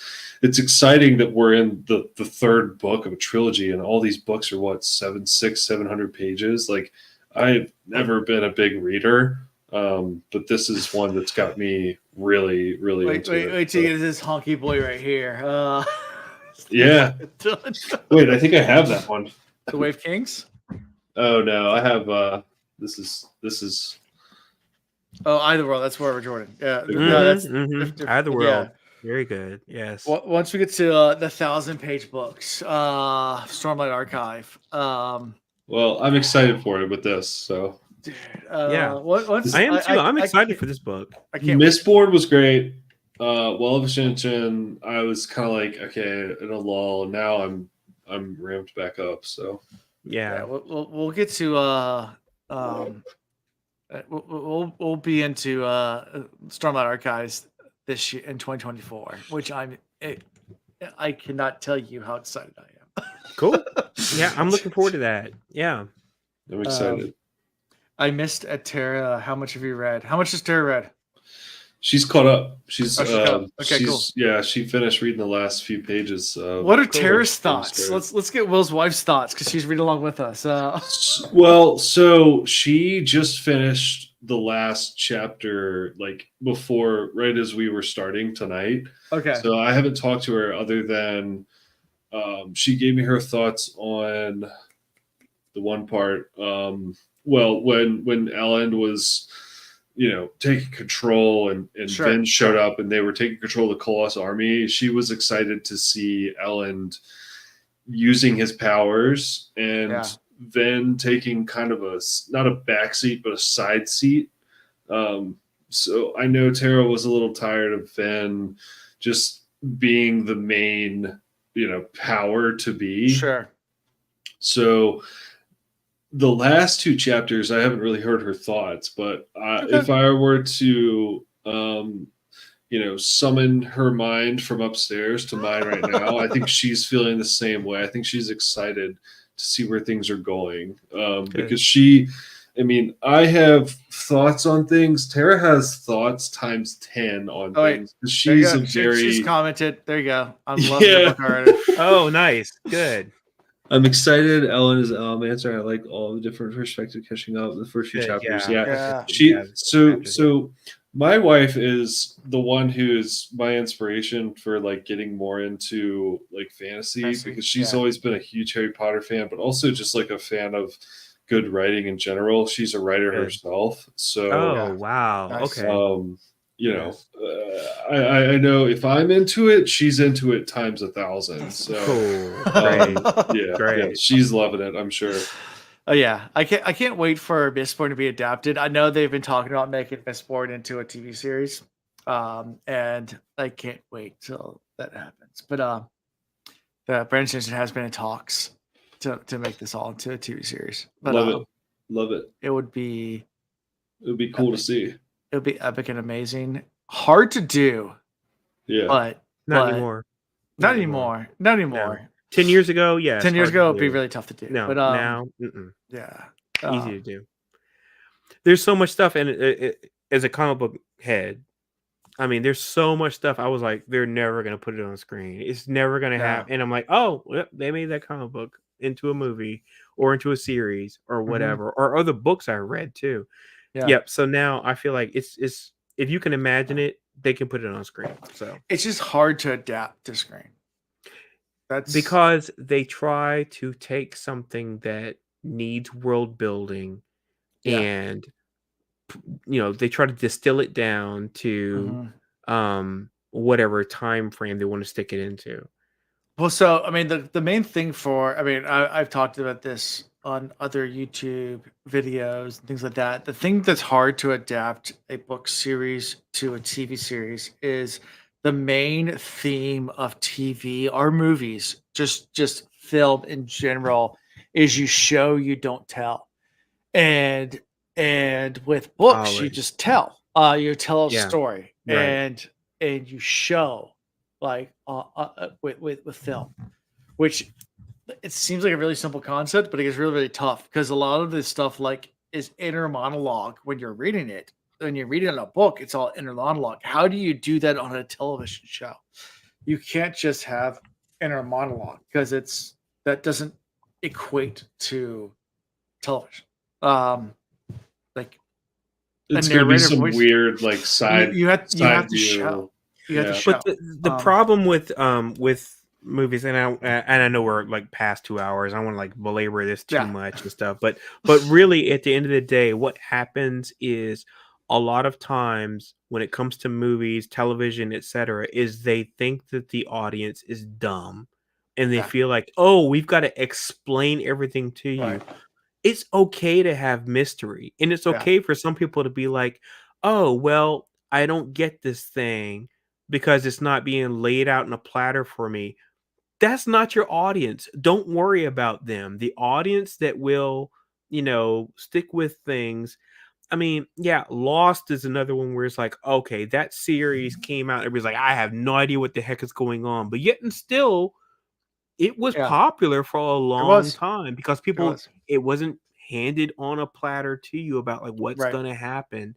And that happens in a lot of movies and shows. And some of the most, well-loved movies and shows are the ones where it's not handed to you on a platter. It's like, make me work for it. Yeah. I'm okay with that. Well, and not everyone, not general populace isn't going to read a book.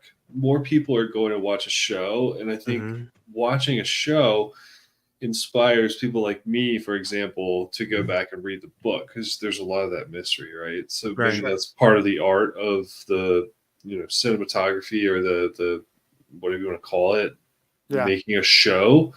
Is leaving some blanks to draw the viewers into becoming readers. Yes. Right? I mean, I'm a prime example of that. I mean, my wife got me into Harry Potter. I still haven't read any of the books, but she's told me enough that I feel like I've read the books at this point. But, I feel that.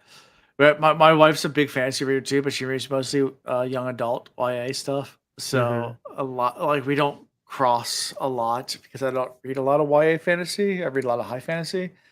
So, but we still can talk a little bit about some of the stuff, but it's always interesting. Like you were saying, get into those. Yeah. It's a stark difference though between watching versus reading, but there are similarities that can be drawn together. So Yeah. I think it'd be good to make this into a show. This would be very watchable stuff. There'd just be a lot left out, I feel like. Oh, yeah. Seeing the Mistborn fly through the sky using Allomancy would be so much fun. Oh my god! Dude, seeing a Koloss head bashed in by an axe that's controlled by somebody else. I mean, come on. Oh my gosh! And by the way, the largest Koloss in this daggone chapter, and like part of his skin was like basically he'd outgrown all of his skin. Yeah. Oh, it was the most disgusting. Oh yeah, I like how they say like the 5 footers, like they're not too bad, but just don't get your sword caught in their loose skin. Yeah, and then they were talking about, oh, they'll go up to like 12 foot, and then this 13-foot one comes out, and the skin's like stretched and like ripping off. I'm like, oh, yeah. Tara said, "Imagine Tensoon on camera." It's a bag of antlers. It's a bag of antlers. Let's get bagofantlers.net registered right now. I mean, the miss rates. I mean, so you can like picture the miss rates, like we need that. Yeah, weird like .net. I'm gonna go ahead and register that thing so I can go ahead and just start making my images, putting together. There you go. Yep. So, without further ado, let's go ahead and do favorite character from these chapters. We had a lot of first-person point of views, a lot of characters, so a lot you could pick from here. So, let's go. Yeah, we got to catch up with the old gang. Who do you got, Will? Oh man, I'm thinking hard. I'll go with Elend, because he shows up like a boss. He does. Shows up like a boss, takes control, wins a mini war. Yeah, man. Yeah, Elend. I'm gonna go with Elend for sure. He even had a pimp cane, man. Come on. He had the pimp cane. Yeah, he showed up strong. He sure did. He sure did, man. Good job. Yeah, I'm gonna go ahead and go with Marsh. Man, because Marsh is this guy he's fighting the whole time. So much so he wants to commit suicide. Yeah, he's trying. I mean, yeah, and I feel for him. So yeah, I'm gonna pour one out for Marsh. He's not dead, but I'm gonna pour one out for him just because he's struggling. Yeah. Well, I'm gonna go with Team Tensoon because I'm the only one that can't. So respect. My boy Team Tensoon. Mr. Scarface himself after this acid hits him. I would have said Breeze, but because you guys gave Tensoon's a hard time, I gotta pick him now. So I just looked up Tensoon art on Google, and there's a bunch of images of like dogs and like wolves, and that's not at all what I was expecting. Well, anytime you want to look up art on somebody, I highly recommend go to Deviant Art. Yeah, let me add a Deviant because Tensoon was a wolf for most of. Wait. Be careful though, because obviously there might be spoiler stuff if you start getting into too many. Google certain I'll close it out. Because I was gonna do that, looking up Vin, on something on Deviant Art, and I saw something, and I didn't know what I was looking at, and I started to get ready to look at, and I was like, wait a minute, I feel like I might be ruining something. Close it out. I just closed the browser. Literally, that's what I did. Yeah, I was like, I'm not trying to get it ruined. So. I just closed my tab. I just closed the tab. Yep. It's out. I closed it. So, good. But what it was is because I was looking at the book covers. There's so many different book covers and stuff. And I was like, oh, this is really cool. I was like, here's Vin and, like the Mistborn cape and all that kind of stuff. And I think I typed in like Vin outfits. All right, do you guys have to do me a promise? I mean, there's certain things you guys obviously can Google, but if you Google Ruin, I literally will cancel this. Well, we wouldn't have if you said something, because at that point you guys just spoiled completely. And no, I'm not doing it. Not doing it. Not look at that stuff. But it takes away. It takes away from my enjoyment of reading, though. Too, if I was to get ahead and see something. So yeah, I'm still here. Okay. Yeah, but I definitely don't Google anything. If I don't have to, and even Deviant Art, because the only thing I really wanted to see an image of this whole time was what a mist wraith looked like when we first read about them. There's pictures of those, right? Which I did do that on Deviant Art, and nothing was ruined. Yeah. So I was Just looks like okay. a bag of antlers. Yeah, bag of Um, answers. So pretty I much. was okay with that. But other than that, no, I don't go out and do any like Sounds searching good. for art or anything. So Sounds good. Well, next time we're gonna be doing 5 chapters again. So, Okay. like I said, there's short chapters this episode. There's a lot of chapters, but we're gonna do 5. Okay. So we'll do chapters 5, 6, 7, 8, 9. So through chapter 9. All right. Let's see if you have. Let's see. This is a good one. Idea. If you have art or anything you want to look up, pass it on Alan first. That can be a gatekeeper. Ask Alan to search it for you. Okay. Yeah. Yeah, can I do mean, that. I locked my wheel reads guys in my basement. They're not allowed to actually do anything but live in my basement now. And that's I don't want to do that to you guys. But wait, first of all, you don't have a basement. I've been to your house. Come on now. Wait a minute. They locked down Or there. I don't do let them look at you? Nah. anything. Hey, the fans don't know this, all right? Shut up. Oh, okay. Like, Got it. I think Ian and Chris are downstairs right now, but Got it. nah, but it's but seriously, if you guys like want to look up stuff, I can look up stuff for you, obviously. Okay. Yeah. Like if you're like, I need to know what this looks like, I can like let me know. I'm happy to take time out and find a spoiler appropriate image of whatever you want to see. If that makes sense. Using, I mean, and I actually like when my imagination comes up with its own ideas about what something looks like. It's only time I've ever needed something spelled out for me is when I just cannot get my head wrapped around what it looks like. The Mist Wraith being the big one at the beginning. I was like, what the fuck? And then I was like, oh, okay, I get it now. Because I typed it in. I did do that. But this is really early on, though. This is like, what, chapter 3 or 4 of the first book, maybe even earlier than that. Who knows? But that's been the only time. But of course, at the time, we were still world building. I didn't know what the heck we were talking about. Yeah. You know? So, yeah. I'm all right with it now. I'm not spoiling anything. Don't worry. I know when to close a tab, okay? If I search something, I see something, I say, oh, I'm not supposed to see that. Close it. Boom. There you go. Exactly. I won't cheat. I'm not cheating. So through chapter 9 next week, that's what we're doing through chapter 9. Cool. Yeah. So how you can be found is at thecosmireads.com. It's our website.